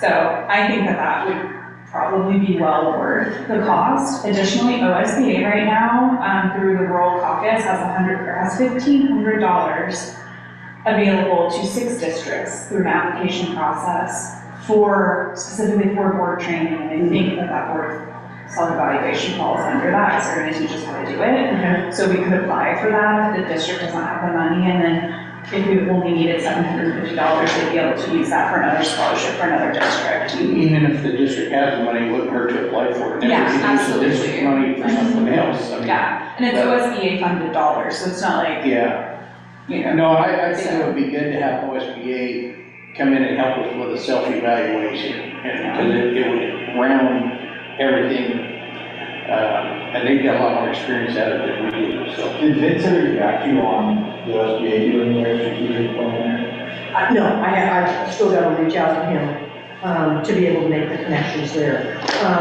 The people that I've talked to, I think we're gonna be in good shape to be able to have either OSBA or the school administrators group, or even, some of our retired superintendents across the state that reach out and do these kinds of things, that would be able to provide some, coaching support, that will still get us what we want. And allow that to work, so, yeah. And is there ever a time, and I don't want to create more work for us, but as we talk about community engagement, community goals, that I guess it's Chris Workman, that at some point does the school district, so the school district and public works or city are the two largest entities in form of the community, their goals should align somewhere. The city has, and I might not word this properly, but in the past, the city has not wanted much to do with the district and things like that. And I think We tried years and years ago to bring the city on board with helping with the pool. And they said, absolutely not interested anyway. Well, at least now we've got them talking about it. So, I mean, we've made super goals, super strides in getting them to at least listen and realize, hey, there's a problem, there's a need, we should be able to help you with it, but we still haven't crossed the hurdle yet to get them to be on board 100%. Even at a school board meeting, if we invited them and just said a little thing, hey, as we are looking at strategic planning and community goals, does the city have an interest in participating with us in any community goals? Would that be? Resources. Yeah, well, if they participate in goals, then we can ask for resources later on, but That's true. has it been long enough, has it worked, was Chris there at the time, or is it worth? No. He was there, yeah. Are they able to be involved in our planning process? Absolutely. Are they able to give input? Absolutely. And be able to put it together? Yeah, absolutely. But I'm just thinking community outreach, as we're looking at this strategic plan, we're gathering in the community, what community together can we do, there might be, we should be able to collaborate. Let's assume that this park and rec thing they're trying to do really happens. Well, now we're not like Corvallis where you have 15 different schools and a parks department. We have a 2-mile radius, if that. And a parks department and a school can pool resources together to help us, not double up on the same thing. I agree. And B, make one or the other much better than we could possibly have independently. I agree. Yeah. The nice thing is this current city council has a lot of people who have a big heart for the school district, so that conversation might look different now than it has in the past. We've got a former school board member and 2 former educators on city council now, so that might help. Well, to me, the city, I guess Paul Skirvin leaving the burial grounds to the city is a big step to now unite the public property now. So it no longer went from I don't know where the grounds is, 30-acre property that was used 1 weekend a year. So now there's a baseball field out there. And now they're doing other stuff. So now this is a new opportunity that exists. Yeah, the timing alignment makes sense. It's also working on the skate park project and the city, sidewalks project and all of these different things that are happening simultaneously. So it does make sense for us to have those conversations. Absolutely. And it might be, and I can't recall all our various liaison roles, but I don't know that we have one to the city council. So that might be something that could be of more value. And I connect with Teresa Nielsen. She's their liaison to the school district. And so I stay connected with her. And then my other piece of that is work with what's called the Fulham Community Network that the city puts together. And it's got police, fire, PYAC, the city, Max Divity, the museum, Yes.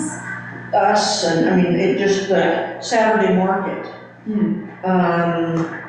All those kinds of things that gets together once a month, and its idea is to be able to share what are people doing, what are we strengthening rural families, all that thing. What are people doing, and what are the resources that can be shared, and what is your need? I mean, simple one that we did a couple of years ago was Mud Oven Pizza, which does some of the city's events, had pizza crust that they, because they had such a big order that they needed to be able to have storage for that, to put the pizza crust in the freezer.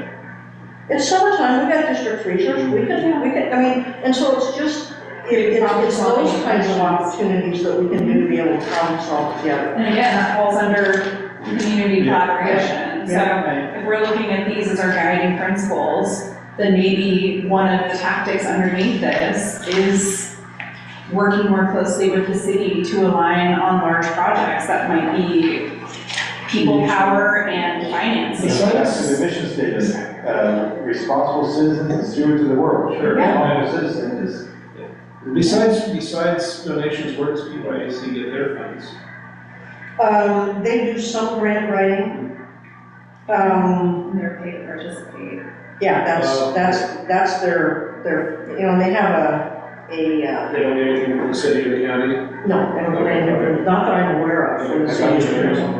They do big fundraisers several times a year too. Yeah. And, Firework one. and the other piece of that is,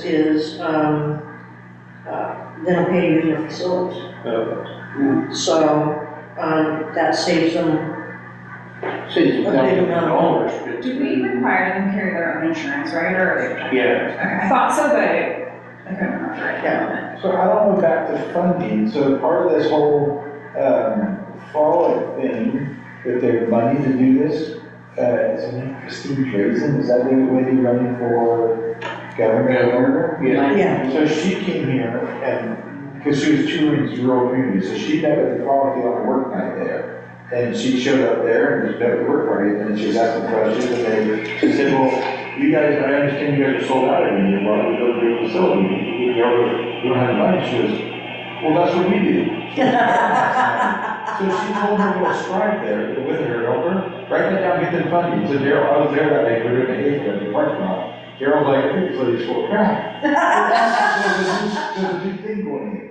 So, because she said the government has huge funding for rural development right now. Yeah, that's where they get grant writing. So, this just happened to be this Well, lady that's- just walked out there. timing is perfect. And so she just told her person, write that down, get them funding.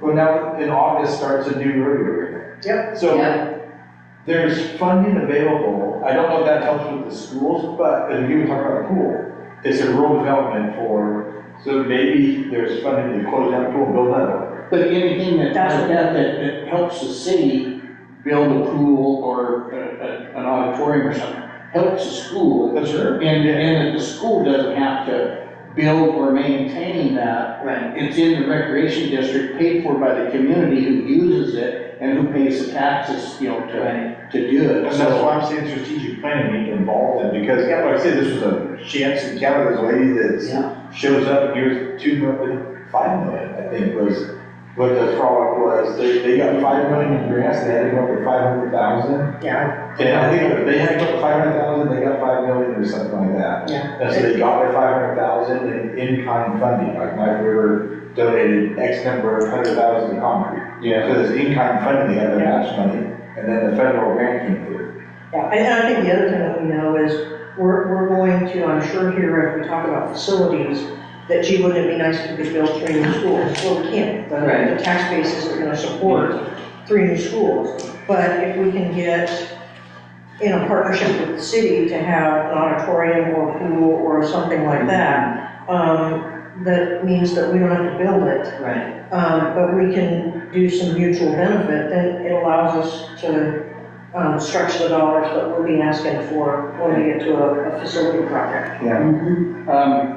Looking at the clock, sure, I'd like to keep it to 2 hours, right? And so, Is there anything else you needed from us? No, really, it was more about engaging in the conversation and finding out where we go. Because the other thing that I didn't want to do was to take us down a road of, we've always had, these board goals, these, superintendent goals, and, this vision statement, or these targets. Let's take a look at it and see what resonates for us, and do we need to have all of that, can we line some things up, and how do we take care of business in that way? well, I think it was a good meeting tonight. and everything. Do we want to schedule another work session? I would probably want to wait to see what, Yeah, I was what, gonna say, what well, kind of that's timeline For they're this using. topic, Yeah, Yes. I'll pick some stuff out for us to be able to look I at, think and then, our next work session, if we, whenever we have one, I'd like to have one really to start a strategic plan. yeah, If we just keep kicking it down the road and never starts, it's a multi-year plan, so yep. it's not gonna get done at one time anyway. Oh, no, we're able to launch it at the end of the school year and get some work done during the, of the planning and preparation over the summer. That'd be great, and please lean on us for whatever we can do to support that, if it's writing down those resonating words for the, strategic vision, the things that we think are super important, like, we can do that on our own time and send that to you.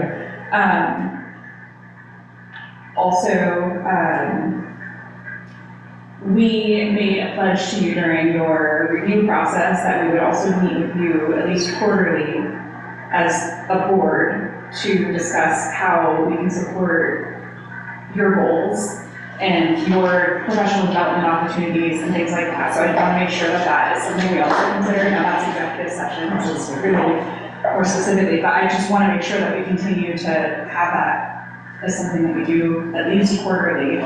Because I don't think I did a good job with that this last year, making sure that was a resource available to you for the whole board to do. So how about if we do that on the 16th, at the board meeting executive? I was just thinking that would be a time to then be able to, but then if we're ready to schedule the next work session, I think that would be a time to schedule that as well.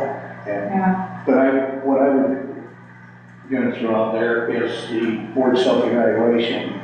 If I get hold of Vince, and, because I'm assuming it'll probably go through him, because he's close to us. Yeah, He does that kind of thing. and I think he likes us. Well, I think he does too. Maybe somewhere in the last 2 weeks of May, 20 to the 23rd, because I won't do a Friday. 27th is Memorial Day, so it'll be the 28th to the 30th, somewhere in that time frame work for most everybody. That week is. I know that's getting into your hands. What, I guess I'm wondering, and especially because we weren't here before, as a board self-evaluation, without, and we have the old board goals, I guess, but without having new thing, what are we evaluating? Well, evaluating how the board as a whole did in the last year. Did we make good decisions? Did we, handle, state to the, what the board is supposed to be doing, hiring the superintendent, the goals and the finances and that type of thing. The review that we did on Susan's evaluation, it's the same points, it's just our role with those same points versus her role with those same points. So there were like 8 qualities, I think is what they call them, and they're the same qualities, it's just the questions are asked from a different perspective, because it's not like, how did you manage your staff? It's, how did you support the superintendent in these decisions and things like that. So it's the same headers. The 3 things that the board does, which we have to come out of this, we approve job policy, hire superintendent, and approve the school. Okay, The budget so and the budget, so I look at that Yeah. one, so the budget was the best audit the guy's ever done, so what Did the a board, great job whether the there. board has anything on it. So I hired a good person. Yeah. For us, so the audit and the budget aren't the same thing. So like Jennifer did a great job not screwing anything up. She does a great job just in general. The budget component is us approving how many dollars are available for her to not screw up. Yeah. That's not for really weird way to describe it. I think we're only gonna have one official budget committee meeting unless we find a need for a second. That's what she's Yeah. hoping for, because there don't seem to be any huge surprises. I guess Yeah, the county is if I about to missed get the a little board, bit more money. the board evaluation, I don't know that Sandy and I have much to evaluate for another year. So if you schedule, and I can't make it, I don't know that my Evaluations is very relevant, Well, because we weren't part of it. I'll still try to make it so that all five of us. Correct, but if I, Yeah. We have to. but if I can't make it. Well, I know what you're saying. My relevancy of coming on before any of these decisions were made, I wasn't part of any of that. Yeah. The goals you were. But yeah, Yeah. the hurdles, all that is. I contacted OSBA like Aaron did, and Jennifer Nelson sent me a link to the service that they provide. Well, right on their website was this document that has 12 standards. So it's 12 standards. For board members. So I'm sending it to you right now in an email. Okay. And if you want me to turn it, if you decide not to use OSBA, save $1,000, I'll take it. I could kind of like turn it into a workbook. Just an idea. Guidance could be really helpful for us. Yeah, it's 4 Absolutely. pages, lots. Mm-hmm. It's a lot of questions, a lot of detail. Anyway, something to think about. Yeah, I really like the very Yeah. last, I think it's the very last sheet in here, the Park Rose agreements, which Yep. needs to be an agreement between the board and the superintendent. Yeah, that was the but other also thing that within the put board together. and itself. I really, I forgot, I Really pulled that like off and this. added that, but it was, board and superintendent agreements and things like that. And so thank you for noting that, because I pulled that off and completely forgot to just staple it on the back. and I think some of these could, we would do our own version, but I Right. think this, it's an operating agreement. Yeah, that's all it is. It's fantastic. I actually was thinking, ooh, I should. Yeah, I did the put same my thing. word version I did, of but I did this. the same thing when I found it, and it was kind of like, oh, and then I forgot I added it to the documents, so. Yeah, so I do think that that would be something that we could add into this, goal setting planning Okay. process in our next work session. Okay. I also think April might have set a record for me in its number of school board meetings that I've attended, or school board related meetings that I've attended. Because we have policy, we've got, you and I have OSEA negotiations, And then, 2 board meetings, we'll have a budget, no, the budget's May. yeah, and I also have had 3 or 4 OSBA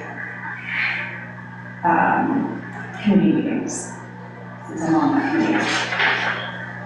Yeah. Busy. I did too. Yeah. I need to watch the recording, I couldn't attend it after all. I registered for it and then who could not actually attend it. Yeah.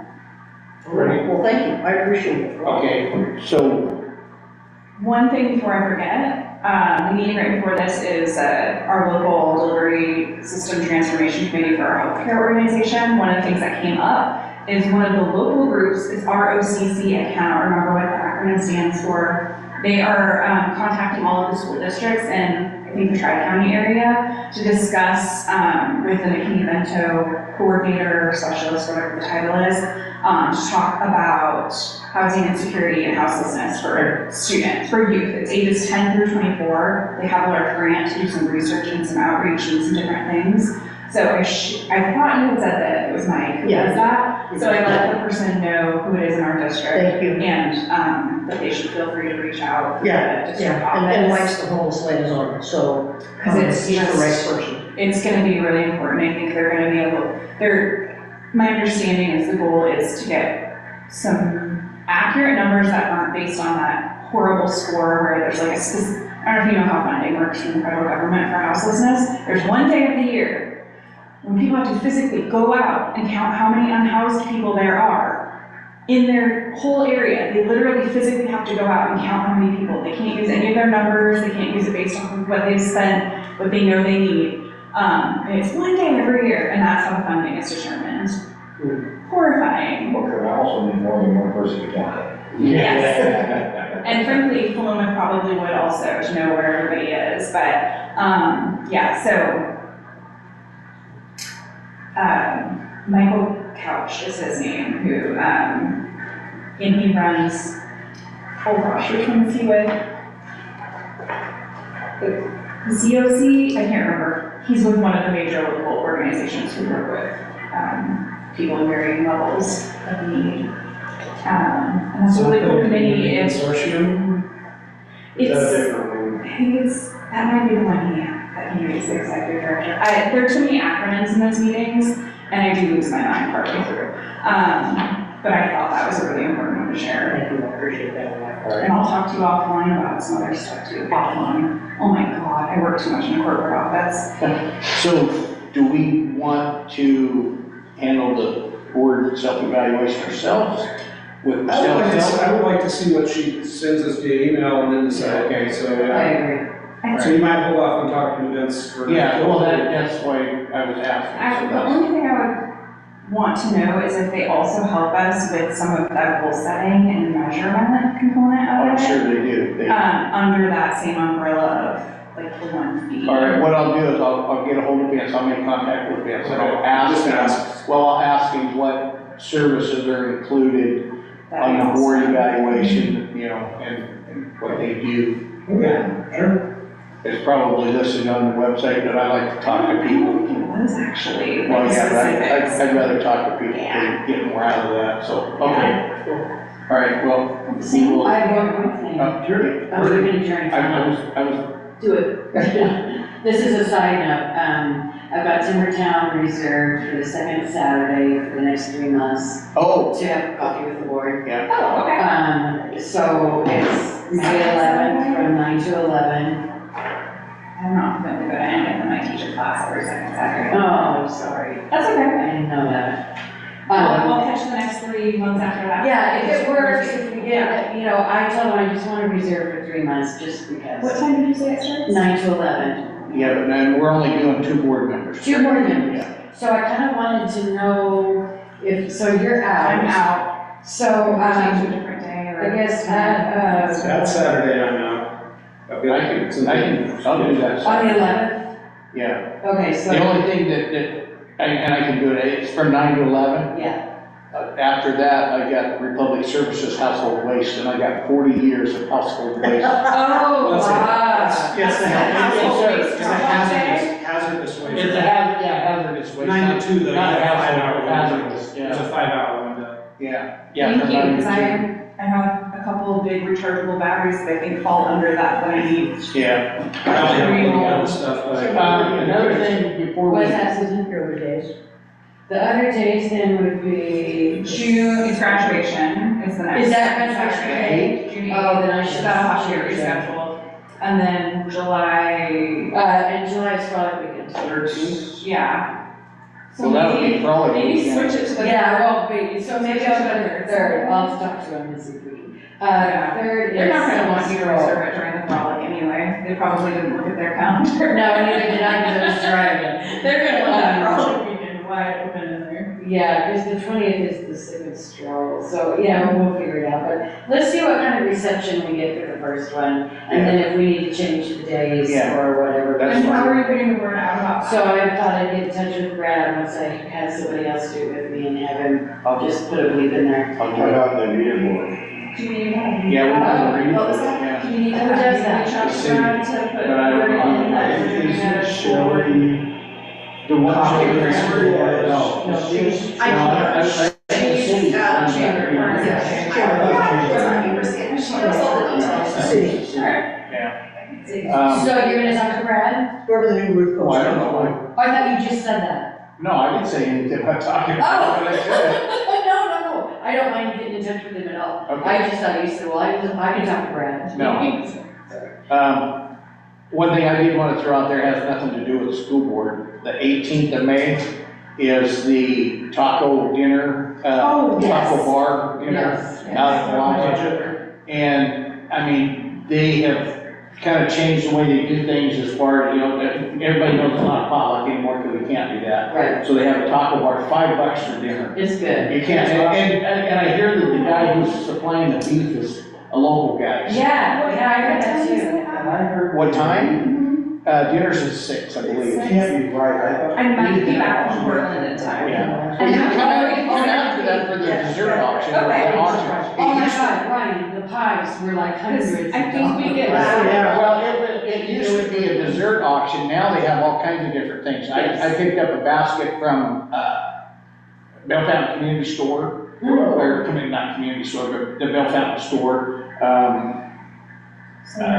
American Legion donated something, Out West is gonna donate something, Burlap and Waste over at Corvallis donated a basket. Oh, she was named Cindy. Frank Lumber's donating a ton of pellets, Ooh, Frank Pellets actually, not Frank Lumber. yeah. So it's I gonna got it be on good. here, there's a chance we'll be back. for Yeah. more. It's at 6, right? And It starts at then, yes, 6, and dinners then at 6, 100,000 auction pieces. starts, after the I end. mean, it's. And they're gonna have, instead of everything being oral auction this year, they're gonna have a lot of silent auction items to speed It's out. so much more dangerous for me, there's something, I'll spend more money on a silent auction than I do on a live bid auction, Oh, because I'm nice. less nervous. Now, you Like get a live people, bid, I just get, no, I know, no, my no, body starts trembling and I can't talk, but like a silent auction, like, I'll just vote that way, like $20. Yeah, so anyhow, I just And then want we to. can all say hi to Cindy, because her birthday's the next day after that. Cindy, I know, her birthday's the next day, we can Well- all buy her presents in the auction. and now that you mentioned her, I'll throw this out there, so. Are we adjourned? Yeah, we're. Oh, yeah, Okay, okay, okay. adjourned for a little bit. Just wanted to make Well, I tried to adjourn, but then Sandy wouldn't let me, but yeah. No, I said, go ahead, go ahead. Okay, we are.